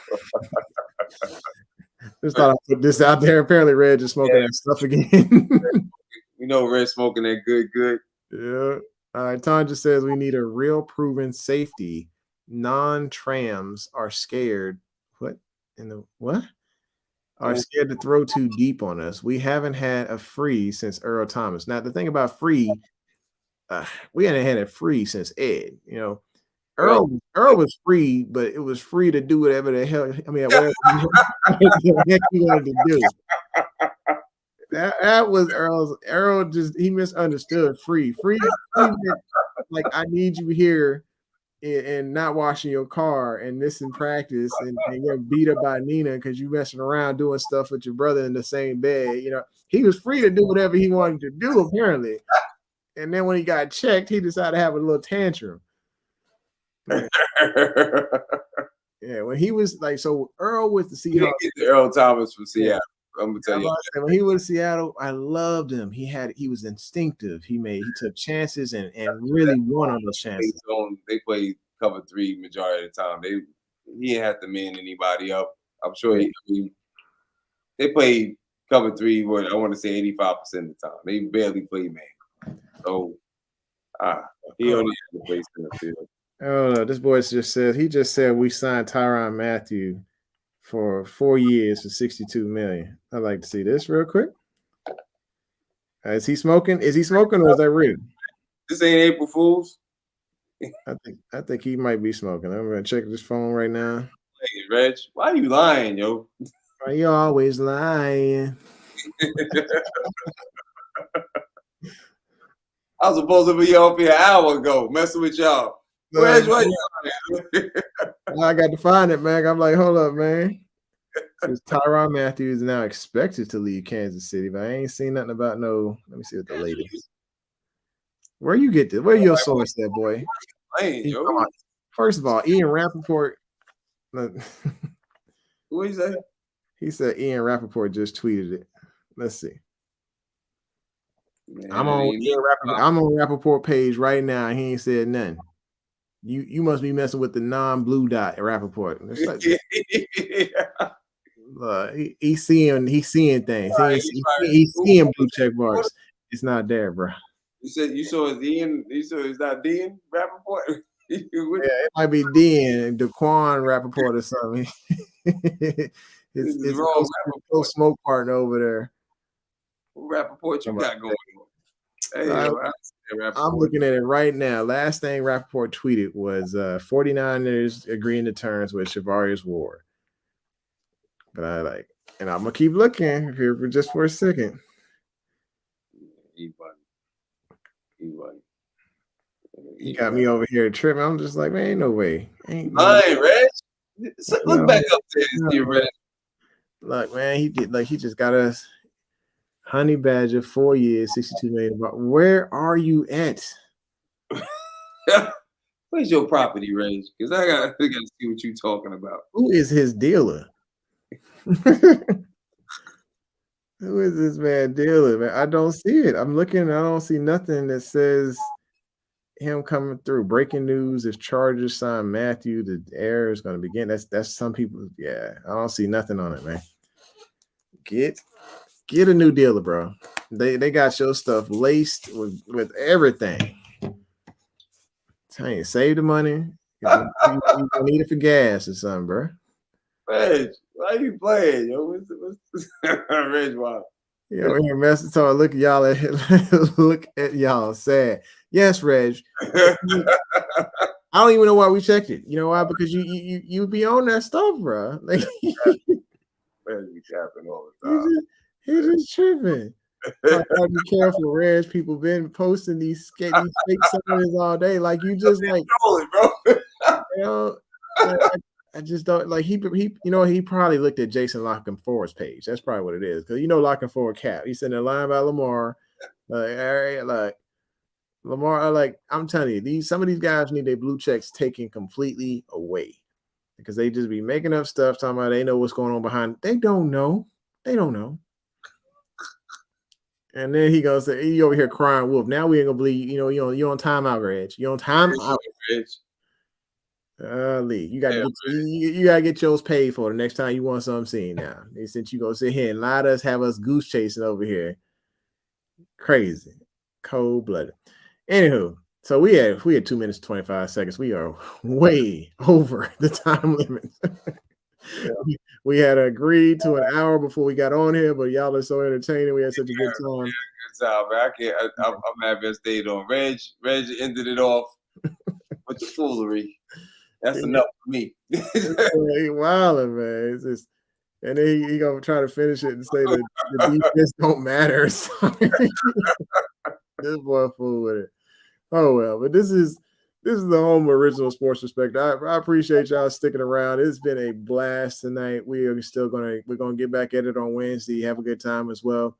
I will have different topics. Not wide receiver. I think we'll probably talk is a position that we haven't touched yet.